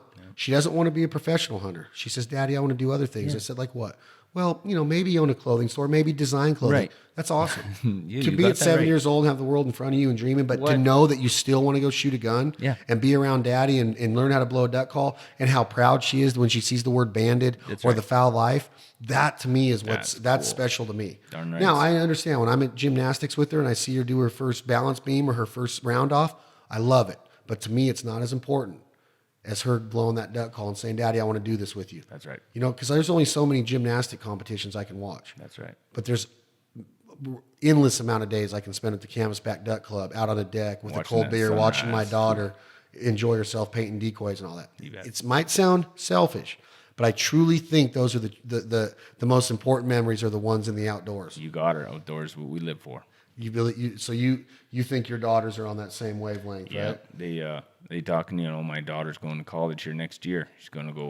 She's still up in the air whether it's going to be power engineers or going to go for her hair and the nails or whatever, right? But the one thing, what gets us going at the table we're eating for supper is she says, Dad, what day is opening goose season? You know, she loves it. And she's a great hunter. She was with you on the Fowl Life this year when you were with us in Alberta. And she's on she made the cut. And you know, stuff like that. Yeah, just to have that in your kids, they'll always come back to it. You know, I may not, you know, be at every hair, nails, and they're teenagers, so it's all about hairs, nails, boys, and so on and so forth. So, you know, they get a little on their mom's side doing their thing, but boy, when their daughters come back and say, Dad, let's go hunting tomorrow, hey, that's my time. That's what we live for. So you talk about camaraderie, meeting people in the camp life, and you get us up there, total strangers. We had a couple phone conversations. Yes. You were dealing with Randy mainly on planning the hunt. Is like one of those things. I try not to say a lot, Right. but it's one of those deals to where It comes out. it comes out and you're like right in mid thought and you're like, well, I'm going to change that thought. Wrong thing to say. But anyway, we had a pretty diverse group of people up there. We had Eric Larsgaard Wow. from Banded, JP from Benelli, Scott Dahl from Anheuser-Busch, Randy Christensen, who runs with me. Then you had our camera crews with Tyson and Zach, and, Right. and it was, And Chad Belding. and Chad Belding, and so we're up there, and you got all these different characters in camp now. But for the most part, it's one of those things that when you have a TV show coming up to hunt, some people do it different than we do. Right. We might go a little bit extreme with it, but I think that things went pretty smooth, didn't they? You guys did it very professional. Your crew, your camera crew boys, man, I'll tell you what, you had your team. The team that you ran with were just super awesome guys. I actually stay in touch with Randy quite often. We talk. Zach as well. He just got married, I think it was yesterday, so on and so forth. These are just good guys. The way they perform themselves out in the field, they do you proud. These guys work hard. They do a great job. I mean, and have them in camp out helping us anytime that we needed help. You know, Zach out there was first one, like, hey, can we give you a hand? You know, or, you know, so on and so forth. To meet JP was a great Scott. I mean, those guys are just straight up awesome guys. Scott's already booked a group for this coming September. Yeah, he booked a group of guys. 6 or 7 guys coming up there. Yeah. Him and Randy, his brother, and some of their buddies in Budweiser and from that part of Iowa and South Dakota. And that's what it does. They get up there, they get that experience, that cooking, that lodge life, the cold beers, everything that went into that. Scott can go hunt anywhere he wants in the world. You bet. And he's coming back up to take them. You bet. And So that shows you that it works. Yeah. If you do things right and you take care of those little pieces of the puzzle, Yeah. it works. And now you have lifelong friendships with somebody like Scott Dollar, Randy Christensen, JP Fisher from Benelli. Now Right. you're saying Zach Frazee. And you stay in touch with all of these guys. We stay in touch. You're always texting me pictures of your bears and of your deer and of your wolves and saying, hey, I can't wait to get you boys back up here. And it's authentic. And you know, when we're in that blind, there was a lot of cutting up and a lot of, you know, what we have coming up is we have the first 2 episodes of season 10 of The Foul Life. Right. They go to air. They premiere on July 2nd, 2018 on the Outdoor Channel. Yeah. And the first 2 episodes are 100% with Take 'Em Outfitters, with you, your family. The experiences, you know, there was a lot of behind the scenes work that we did, you know, like one of the opening scenes with the combine from the drone. You called one of your farming buddies, said, hey, are you harvesting? And we stayed in touch with Elias up there, and he's like, hey, I'm going to harvest this afternoon. Boom. Yeah. Went up there and got some really slick stuff. Yeah, Elias is actually pretty excited to see the combine on the film and the TV show. It looks really sharp. The boys got out there and they did that very professionally. And you know, it's just stuff like that. The little things for details, what makes The Foul Life stand out. When you sit there and watch that show, it's like, wow. You know, you get the feeling just from the TV. You know, from what you see on. You know, it makes you want to get out there, put your boots on, grab your gun, let's go hunting. And what about having Earl in the blind with us? Hey, Earl just texted me about 20 minutes ago here. It's just, he's like, Clay, we need to go fishing. Earl's just, you know, he is a mentor when it comes to bird hunting. He's been bird hunting long before my time. He's done everything from the time that decoys were still, in my country, were old tires. That's kind of what they ran with, or a piece of cutout cardboard, so on and so forth. But he knows geese. If I need someone to find me a goose field, Earl will find me a goose field, and he'll find me one. He'll find me 6. And he's just a local buddy up there. Yeah. Or does he guide for you, or he's just He gets in amongst, does a little bit of everything. He just loves to be a part of a goose hunt. I like to get Earl in amongst the hunters and let him hunt with the guys. It's just, it's my thank you back to Earl. He works hard, and he loves bird hunting. He could bird hunt every day. He was talking about his decoy spread and his homemade silhouettes with the cardboard, and he's like, they're pretty cheap, eh? Yeah, and eh? What does A mean? A. What's A mean? Y'all. It's about the same as y'all kind of thing. Really? Right? No. Yeah, I don't know. Y'all come back. Now, A is kind of like y'all say it at the beginning. You guys having a good day? Yeah, well, we went over to the park, eh? And I'm like, okay, A. Like, yeah. A. You know where that thing is, eh? It's like, I don't know if it's like you just end every sentence, question, comment, feeling, thought, whatever it is, you end it with A, but it's a Canadian thing. I think some people maybe in northern North Dakota might, say it a little bit, Right. maybe northern Minnesota have a little bit of that A Not in in them. Nevada, though. But Earl, when Earl says A, I was loving it. Like he was just like, what's your favorite thing to drink, Earl? Budweiser, the king of beers, eh? Yeah. And I was just like, God. I mean, it was like on cue with one of our greatest our great partners, Anheuser-Busch. Yeah. We didn't tell him to say that. Yeah. What's your favorite thing? Because we were going, I wanted to get to know him. Yeah. You like sushi? No. No. What's your favorite thing? What's your favorite thing to eat? Moose, eh? Yeah, And moose, eh? and when you see that on the show and people watch that blind interaction, I want to be good at that. I want our team to be good at catching the feeling and the Yeah. essence of that hunt and Capturing it, Because for I sure. don't give it. I mean, I can only watch so many ducks. I love it. Yeah. I love calling ducks. I love interacting with ducks and geese and calling them and communicating in the vocabulary. I love the shooting. you I love guys the are good dog at it. work. I love the decoys. But there's just something about sitting in a blind and telling stories and getting to know Yeah. somebody like Earl and hearing all the different ways to say A. And that's what I go to Canada for. Yeah. Don't get me wrong. Again, I go there for the Absolutely. ducks and the geese, but the people up there are awesome. Yeah. Old Earl, speaking of that, just getting him out in the blind, getting him in the field. If you ever watch Earl show up, set up decoys, it could be snowing on the ground -2 degrees, and Earl's standing there in a jean jacket, and, usually he's smoking a cigarette, but he never wears a toque, he never wears a baseball hat. He just wears a blue jean. And I'll tell you what, he makes me cold just looking at him, but I'll tell you, I've known him for a long period of my life, and it's just the old Canadian way. He's just a tough bird hunter, and a very, very good one. I saw that in him. What I really liked about him is that he was just there to work and to help, and he's kind of laid back, and Yeah. he wasn't trying to. He just wanted to be there for the hunt. Yeah. All of it, from the scouting the night before Everything. to being a part of that process. And to me, that's key, man. Yeah. Like you got to have guys that still have that passion. Earl's probably in his mid-50s, would you Yeah, say? he doesn't care to impress anybody. He just loves what he does, and he loves to be a part of it. Yeah, and I was so surprised. I was blown away Yeah. because I didn't know that locals hunted them. I very rarely in my 15 years of being able to hunt Canada, I think I started going there in 01, 02 with Freddie, meeting Grant Kuipers and the guys up in Saskatchewan, Buck Paradise. I've very rarely met a local that loves it. Right. Grant loves it, Yeah. but Grant outfits for Yeah, it. You love it, but you outfit That's for right. it. That's So it's different. why we started doing what we do. I don't think I've ever been to a Canadian outfitter, and I've only been to you, and I've only been to Grant. Right. My buddy Dave Stanley again had kill him, but he's not really doing it anymore. But I don't think I've ever been in camp with a group of Canadians. Yeah. I don't know if it happens. No, I don't. So I think we hunted our first 6 groups last year before we even heard our first shot amongst anyone else in my field.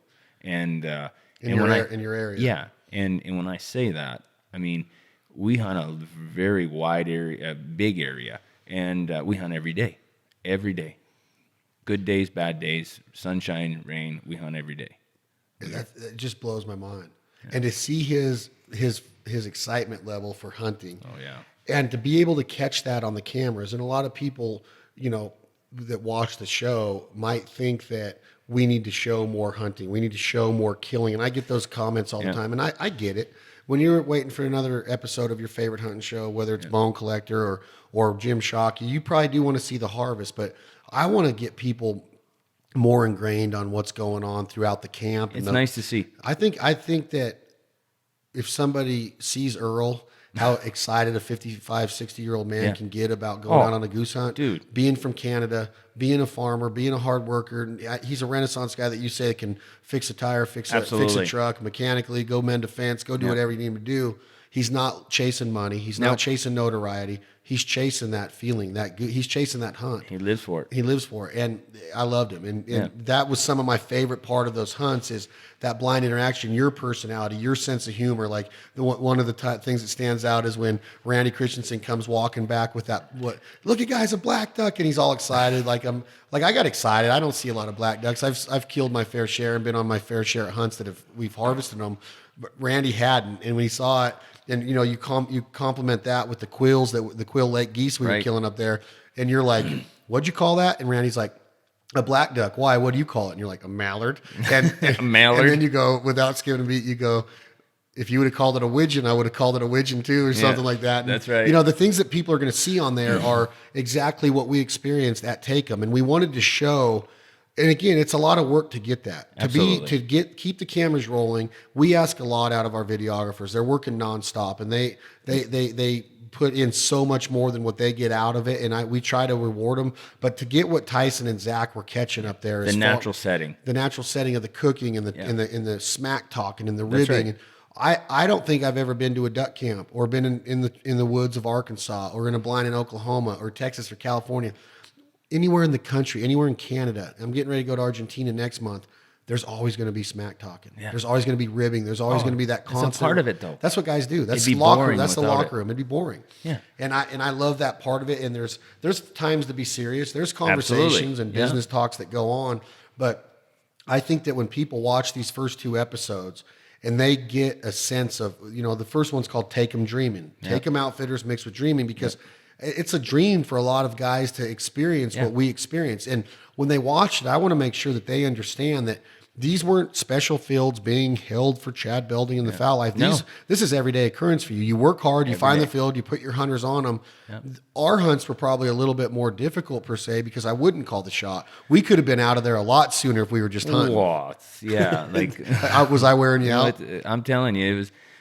When you got a camera crew out there, you got to look at what you got going on. I mean, we can normally get in a field in an hour. We'll be wrapping up heading home. But with the big foul life, we got 8 cameras in the field. We got to hide 8 cameras. So how you hide 8 cameras in a stubble field? Well, you got to get creative. So you get creative, and then you got 2 camera guys. You got the hunters. You got Chad. So I mean, but you know what? I love the challenge. The challenge is so awesome. And then at the end of the morning's hunt, and everything came together, and you just laid it out, and you do what you do best. You make the foul life, and we all know what it looks like on the TV. It's just absolutely one of the best waterfowl hunting TV shows on the market. And when you get to be a part of that, it doesn't get much better than that. I mean, I stand out of the way, let Chad and his boys do what they do. I mean, I get them to where they need to be, and they take it from there, and that's what they do best. And I appreciate that. And there's things that, there's different theories and different approaches to hunting. And like one day we drove into the field and you're like, well, I want to set up here because this is where I'd set up my clients. And I'm like, well, I think we should set up here because making TV is different. Correct. And when you're on the same page and the respect levels there, I understand what outfitting is. Yep. I've guided, I've outfitted, I've scouted, I've put people on birds. I'm not the best at it. I felt that I was we all pretty have good good at days it. and bad days. Yeah, and I felt that I was pretty good at it, but to know that you have the understanding of what it takes to make a quality TV show. I want to make quality entertainment. I pride our studio and our videographers and our editors and our field producers and our color correction and our audio and everything that we do all we do outside of the studio. We do everything 100% internally here, from the field production to the camera guys are our employees, to the equipment is ours, to the editing, to the post-production, to the music. Yeah. If you listen to the music on our shows, from Zach Brown to Jamie Johnson and Drake White and Leith Lofton and Northern Exposure and we have some of the top music talent on our shows. And I think that not only develops credibility in the viewer's mind that, whoa, this is good music and it's entertaining, and it just adds that feel of music. Sets the setting. Music can get you ready for a fight. Music can get you ready to deliver a speech. People rely on music for a lot. One of the most important things in your life when it comes to any emotion. I mean, it's a sense. It should be a sense instead of a smell and a sight. It'll bring back a memory instantly, right? Music is creative to the setting, right? You get the right music in the right setting. I'll tell you what, sit down, pour me another beer. Let's watch a show. Yeah, and that's what I'm saying is that you like today when I showed you that clip and Sweet Annie comes on from Zach Brown Band, it sets the tone. Absolutely. You know what I'm saying? It's like, oh my God, I remember that. I remember going to that concert with my first girlfriend, or I remember being with my daughter at her first dance recital. Whatever it is, it does. It sparks a memory, and from back to what I was saying about our production is that I want people to look at those episodes and hear that music, taste that food. That's right. Feel that seat under their ass while they're driving in the truck with us. Feeling how cold it is in the blind, how brisk it is when that's so. We got some of the most beautiful footage of mallards coming through that snow and trying to come into our decoy spread, and it's such a great way to kick off the year. And when people watch the first couple episodes coming up, again, it's Foul Life season 10, which we're very proud of. July 2nd, Outdoor Channel. We're here right now with the owner of Take 'Em Outfitters, Clay Charlton, who him and his family, I said his wife Crystal and their 3 beautiful daughters, hosted us last October 2017 to pretty much kick off our 17-18 season. And we were able to document 4 or 5 days of just awesome experiences of the Canadian bush country up there by Bonnyville, northeast, somewhere in that area of Alberta. And to get what we got, we were very humbled. And to have Clay be able to fly down here from Alberta, I told him that Nevada was on his way to New Orleans, and he fell for it. And he gets off the plane in Reno, Nevada, and looks at a map, and he's like, "I'm nowhere near New Orleans. You got to go east, son." And so, but to be able to catch that, I want the viewers to see that when they turn on the TV in July and they watch those episodes and they get to know Clay. I want them to say, I got to go there. Yeah. Not to say, oh, it worked and we advertised for Clay. Because advertising a hunting spot, you can do it in a lot of ways. You can do it on YouTube if you want. And I want them to get the true feeling of it. I don't want them just to book a hunt because they're going to get to slaughter mallards. I want them to go up there because they're going to get to do what we did and experience Earl and experience Crystal and experience that food. And hopefully they're in camp, happen to be up there when some Cajuns are just leaving and there's some leftover gumbo for them to try. Oh, man, I tell you what, it's a gratifying both ways, Chad. I've been doing it 12 years. We've never had to advertise to get ourselves a client through the door. It's our friends going back, our clients going back, going, hey, we did this to one friend, and they show 3, and they show 6, and next thing you know, you're booked up for the year, and it's been so on and so forth for the last 12 years.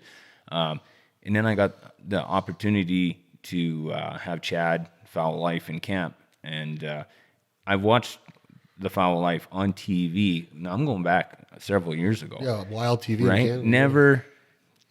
I remember watching one of the first episodes. You were shooting ducks over water, and the upbeat of the show, and just the way you guys work the calls, and so on and so forth. And if I had sat on that chair that day, and somebody walked up to me and said, "Those boys are going to come up and hunt with you one day," I would have just fell off my chair and laughed. Right? It was just not happening. But to where I was in where we are today with Take 'Em Outfitters. I'm humbled and proud to have someone like you, the TV that you guys produce, the quality of boys that you bring with you. For me, it's as good as it gets. To do it for advertising, that's a part of it. But for me, it's a part of what we do, my legacy, and what Take 'Em Outfitters do, to have someone like Chad, the TV show, his boys come up and hunt with us. I do it more just to say that we get to know him, to hang out with him personally, the whole 9 yards. To have that friendship, the business is on the other side of that, but what we do and to move forward, coming back again this year, we're overwhelmed with it. Yeah, and that's the thing is, and I wanted to tell you that we get invited by tons of outfitters to come, and one of the first things I do, and it might sound, I don't want to come across arrogant, but I don't want to hunt with outfitters that just want our TV show to market their hunting. And I know that you've been booked up for years, but what drives me nuts is when I hear an outfitter say, the Foul Life is here, and then we got this show coming in after, and we had these guys here last week. To me, that they don't care who advertises them. They don't care about, are there relationships after, or is it just a game of getting your name out there and marketing and showcasing and promotion? That's fine. But I want to hunt with somebody like you or Grant Kuipers that really is picky on what TV crews they bring in there. Yeah. I don't want, if you watch the years of the Foul Life, we don't hunt with a ton of outfitters. We hunt with a ton of friends, a lot of boots on the ground that have invited us to their places, and we've developed these lifelong relationships with. I don't want it to be just something to where we're another TV show that because this guy in California is watching the show and he's like, oh, I just saw this outfitter on another episode of this one. Well, I want it to be like, hey, Clay and Chad are friends. They got a strong partnership, and we have that with the outfitters that we hunt with. That's right. And you know, and I bet you a lot of your viewers, your fan base, they like to see the long-term relationship. They like to see you hunt, you know, with one. They're like, man, that show you just made there in Nebraska or wherever you're hunting at that time was awesome. I can't wait till next year he makes another episode in the same area, you know, because it was just a home run. You know, we get a lot of emails from different episodes. There's a lot of TV shows on the networks nowadays, and there's a lot of them. Not all of them are cut out of the same piece of cloth, if you will. And you know, we're very selective as well as who we have come through the door.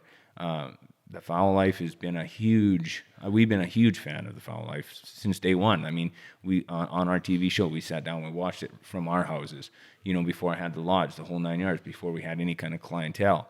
But it's what we do, and we love to be a part of what you do. You do a wonderful job. Just to be a part of that is to be. You know, I'm a biggest fan of Foul Life, just the way it is.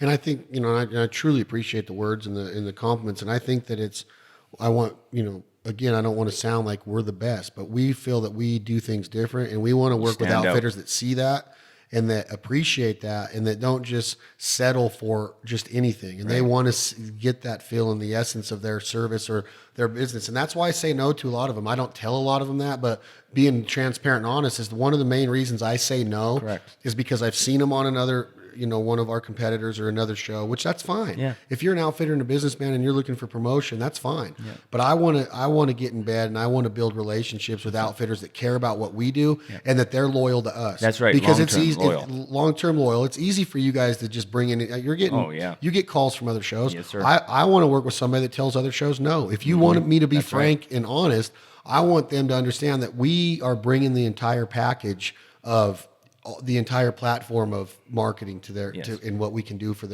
their operation. And to do that, we need to have outfitters that are loyal to us. Yeah. You know, that really take care of us when we're there and stay in touch with us throughout the year. That's right. The beliefs, we share the same beliefs. We're on the same page.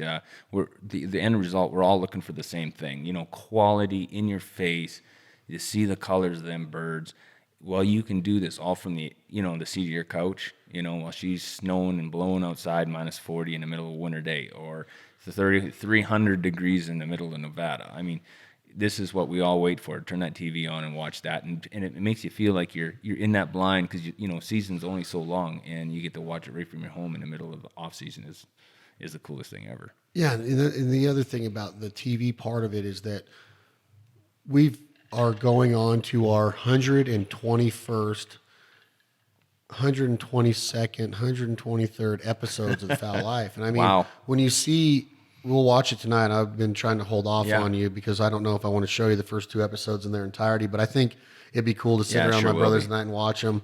And then you can go back and you know, get Earl and everybody ready for it. And again, you know, it's not perfect TV. It's not Steven Spielberg stuff, but we try to set ourselves apart, and we want you to be able to go to your wife and your wife's family and your mom and dad and say, hey, I just saw these. I'm having a kickoff party. Yeah. I can't wait to show it because I want to work with outfitters and people that are proud. You mentioned before that, you know, it's that guy on the combine. I can't wait to see the drone shot. Big Elias, I love that part of it, that landowners are so prideful in their farming and what they do and the livelihood they made to give them the ability to buy that land. Well, we can't do it without those farmers. Right. And they get pride in us hunting on the land. They don't even come on the hunt. No. They just want to see the episode because I manicured that land. I farmed that land. I own that land. That's because of me. I gave those guys permission to hunt it. And you're exactly right. They're a big part of it. And huge relationship. And that's what I wanted with us and our business relationships. And I get frustrated sometimes when people tell me, you know, you're the only TV show that we hunt with. And then the next thing you know, they feel the need to go out, and that's their right. Yeah. But that's the end of it for us. And it might sound like, hey, you're not afraid. We're not trying to burn a bridge. Yeah. We're just trying to say that we feel that we bring the overall package to the table, and we want people to be loyal to us. Well, that's right. I mean, we love having you fly our flag when it comes to bird hunting, duck hunting, goose hunting. I mean, the Foul Life flies the flag for us, and we're proud of that. and you surround yourself in good people, good things happen. And, when these guys come up, the Found Life shows up and there's 2 trucks and a trailer that's tandem axle full of gear. And you're like, oh my God, what's going on here?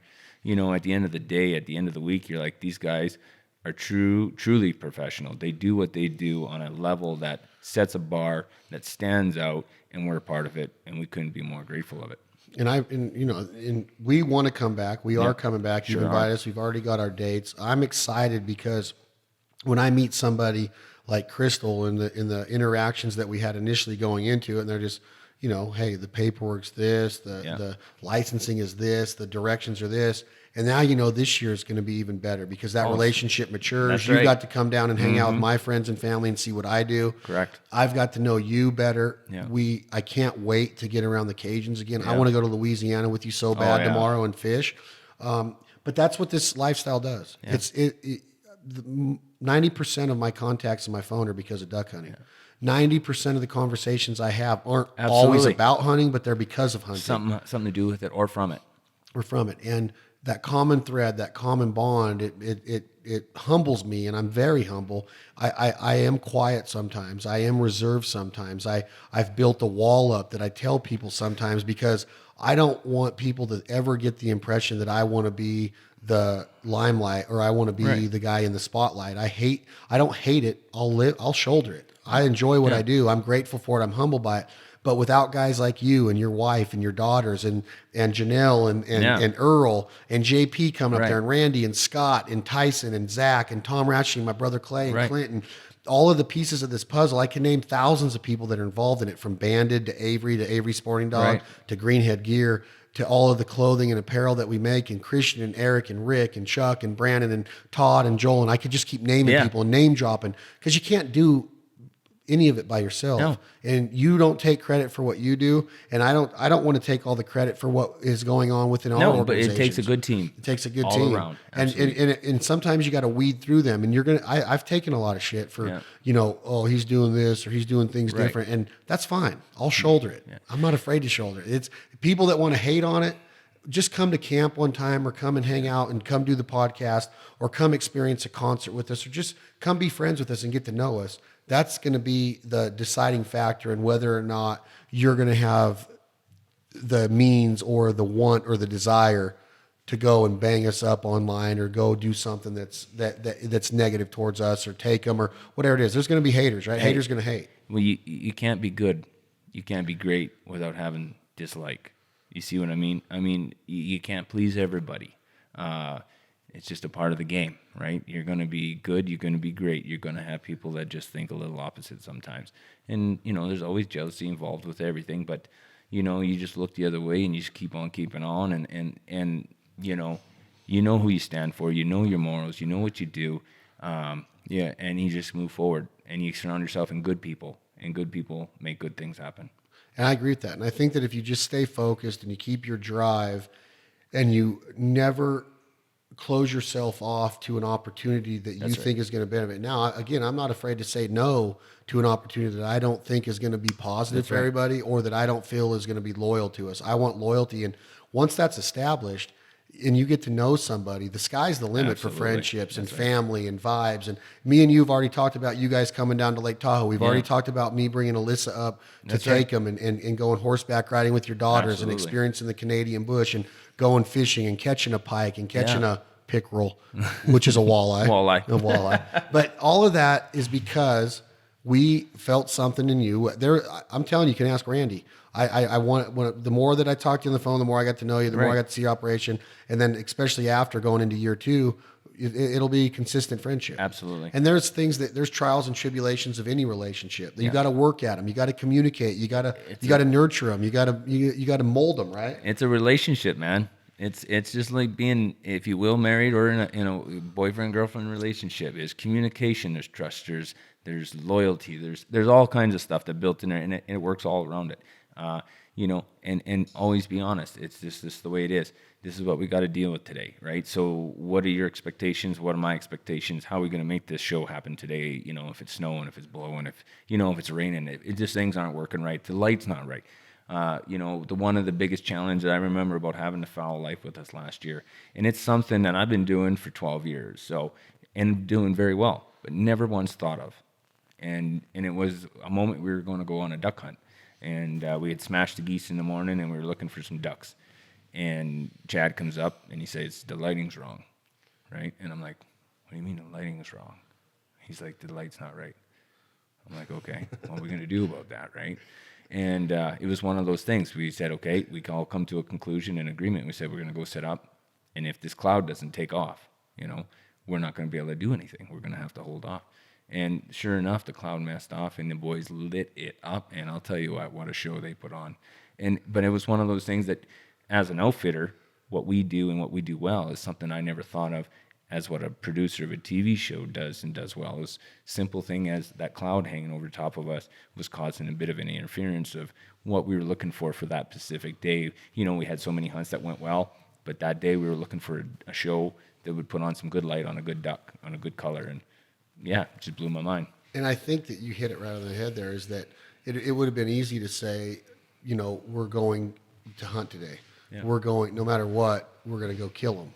Yeah. And here's the deal, and I've learned it through being around good duck hunters, is that sunshine's everything for a mallard duck. Now, as an outfitter, and that guy's paying money, you're going hunting. You can't pick and choose your days. Right. And as the client, you're in an outfitter wakes up and says, "Hey, it's not sunny, we're not going." You're going to lose a client. Right. He's going to be like, "Oh, well, we're going hunting." Absolutely. Well, as a producer of a TV show, I've had to give up that just stack them up attitude. Right. That cordwood attitude that we're going to grind them all day. The number game. I have to say, "Hey, we're in the entertainment business. We're in the marketing business. We're showcasing product." Well, with my Mojos in the field and my partnership with Mojo and Terry Denman, I have to make sure that if we're going to have ducks over the top of us in a pea field in Alberta, Canada, I want them in the decoys. I want them back flapping. That's right. Beautiful greenheads. That's why I go later in October with you, so they're plumaged out more. I don't want to be killing brown ducks. Or I know that we could go decoy thousands of ducks in September. That's right. I want to decoy them in October. And colored up, twisted tails, and you do it right. And that grew a lot of appreciation that moment in time. And something, like I said, right, a few minutes ago, was I didn't expect that. I mean, the lighting's wrong. What are you talking about, right? For a second, and you learn that appreciation of the history I've known of Chad on the Foul Life. Why would I kept question him? I mean, the man knows what he's talking about, and so we did. We made an agreement that if it wasn't going to work out, we were just going to go sit up for nothing and watch the ducks fly around us at 20 feet until the sun popped back out, and it did. It sure did. And I mean, the boys, JP, Scott, them boys just lit it up, and what a hunt! That was a great hunt. And I think that, for you to be able to realize that and not argue it and not say, "Hey, we're going no matter what," that you just, if you back off, if you pump the brakes a little bit, and it took me years to realize that too, that I was always so stressed out. We got to get all the footage. We got to get all the footage that we can. And then I'm like, you know what? There's more important parts of a freaking duck hunt than there are of just killing these ducks. That's right. And once I learned that and made that transition and turned the corner, I got more relaxed. I was better on camera. I felt better. I was more confident. I was easier going. Right. I wasn't as stressed out. I was easier to be around in camp, because before it was just like, if Mother Nature's not cooperating, if we're not killing all these ducks, we're not. But now it's like, hey, let's film a cooking segment. That's right. Let's go scouting. Let's go see the horses. That's right. Let's go with Janelle and clean some birds. Let's go figure out what, we went out with the machetes from Elk Ridge and we cut all the limbs off to hide the panel blind the next day. Oh, speaking of those Elk Ridge, not to cut you off, Chad, but I just have to tell you one thing. I've been bear hunting for many years, and I had every guide in my camp fighting me for my one Elk Ridge machete I had from you from bird season, and I hope to go home with some. They are truly a machete of machetes. Oh yeah, we'll get with Jason Landmark and get you set up. They are the equipment and we have 2 episodes coming out on season 10 of The Foul Life in Kansas with my good buddy Mitch Yoder, Matt, and Tyler at Kansas Hunts, where Jason Landmark and his son Eric. Jason's the president and CEO of Master Cutlery in Elk Ridge, and he came down and brought a bunch of prototypes and new stuff. And I love their product line. Their machetes are awesome, and saws, and they're just useful. They're tools that hunters are going to use. I've had a few machetes. It's crazy we're talking about machetes right now, but I've had a few machetes in bear camp, and we're riding the bikes. And after, sometimes in May we get a dirty snowstorm, and every poplar tree that's the size of your thumb and smaller is bent over on your trail. And so there's a lot of trimming all the time, always going on. And a good machete is definitely needed. I mean, you're driving down and you're getting this tree slapping you in the face or your client in the face, so you got to stop. And usually there's 50, But those machetes, I'll tell you what, they were slick. They are. And, when you're when everything that comes together and you have an understanding of what we need as a TV show, and we have the confidence to have you talking about our partners and giving that showcasing of, hey, you know, an outfitter that makes his living, that his revenue, his family's well-being comes from his success in the field, and you rely on what we bring to the table. And now you're a fan of an Elk Ridge Knives or a Traeger grill or a Benelli or a Black Cloud or a banded jacket. Yeah. That all of that is the moving parts of this industry and this friendship and this relationship. And there's so many things that come out of that one phone call. Like, absolutely. Hey, and then once that trust and that respect is garnered and established, that's what I meant, Clay, is that the sky's the limit. Now, what can we work out? Is there going to be something to where you and all your guides are wearing banded someday and endorsing our gear line? Is it going to be to where we bring another, maybe Realtree, or maybe we bring Tyler and Denny from Traeger up to take them? We have the confidence in your place now because we've taken the time to do it. Correct. And we expect the same from you. We expect loyalty out of you to where it's not just, we're just not another TV show. And in me saying that, some people are going to hear that and go, who the hell does he think he is to tell an outfitter of who you're allowed to bring up? I'm not. If you, that's your discretion. If you choose to do it, then I can choose to do things my way, right? Correct. But if we're on the same page, a lot of good things can happen. A lot of big doors can open. Hey, that's right. And, you know, to me, it's when you get the right product, whether it be an Elk Ridge knife, machete. You know, I believe in things that work well. I'm not someone to sit in front of anybody and tell you that this is what you need, knowing in the back of my mind it's not the quality that it's supposed to be. So, you know, when I talk about that machete is truly awesome. You know, it's great what it does. That trigger grill, that's unbelievable. Listen, we have not fired up our barbecue since October of 2017. It is now, June of 18. We have not started it up. That trigger is on, I think it's called Traeger. I think you say trigger. Are you talking about a trigger on a gun, or are you talking about a Traeger? My wife gives me a hard time every time too, but I'll tell you what. But Crystal even told me she loves them because she can start it up no problem and throw meat on it. Everybody loves them things. Listen, I've had, since you brought that one to camp, there's probably been 5 of my buddies that went and got one out of the city. They're just truly awesome. But anyways, yeah, that quality it matters to us, and that's what got us to where we are, is the quality. I mean, if we didn't have quality in our decoys, we wouldn't have had our first customers. If we wouldn't have quality in our hunting, we wouldn't have had the second hunters. You know, if we wouldn't have had quality in everything we do, we wouldn't have had you come back. You know, so that being said, vice versa, the quality in what you do is what matters to us as well. And I think that you hit it on the head again there, and that's one of the main reasons why I said what I said about the loyalty to us, is that when you see the product that we put out, I want you to have the mindset that there's nothing else that we need. That's right. Now, if we went up there and we said, hey, we're going to bring national TV exposure and marketing, and I'm going to do this, and I'm going to do that, and I'm going to do this on social media, and I'm going to bring Benelli, but Benelli doesn't show up, and I'm going to send you a Traeger, but it never came. Correct. You're going to have awesome TV exposure on the Outdoor Channel, the #1 outdoor network in the world, and then all of a sudden you look at the TV show and go, that's it? That's right. I would feel like an idiot. Yeah. And I don't want that. That's why we go above and beyond. That's why we work hard. And that's why we expect transparency and communication and honesty and loyalty. Absolutely. And if we didn't have that loyalty, and I saw that you were willing to bring up somebody that didn't put as much effort into us, and they were being allotted the same things that Chad Belding or Foul Life and what we're allotted, then I would be like, hey, something's not jiving here. And that's not going to happen with us because we're already on the same page. And that's why it's worked out. You coming down here, seeing the canvas back, meeting my circle of people that I'm third generation here. I was born and raised here. I'm proud to be from here. Even though I do like places in this world better, I still come back home. I have my daughter here, my mom here, my brothers here, their families, my nephews, my nieces, my friends. Yeah.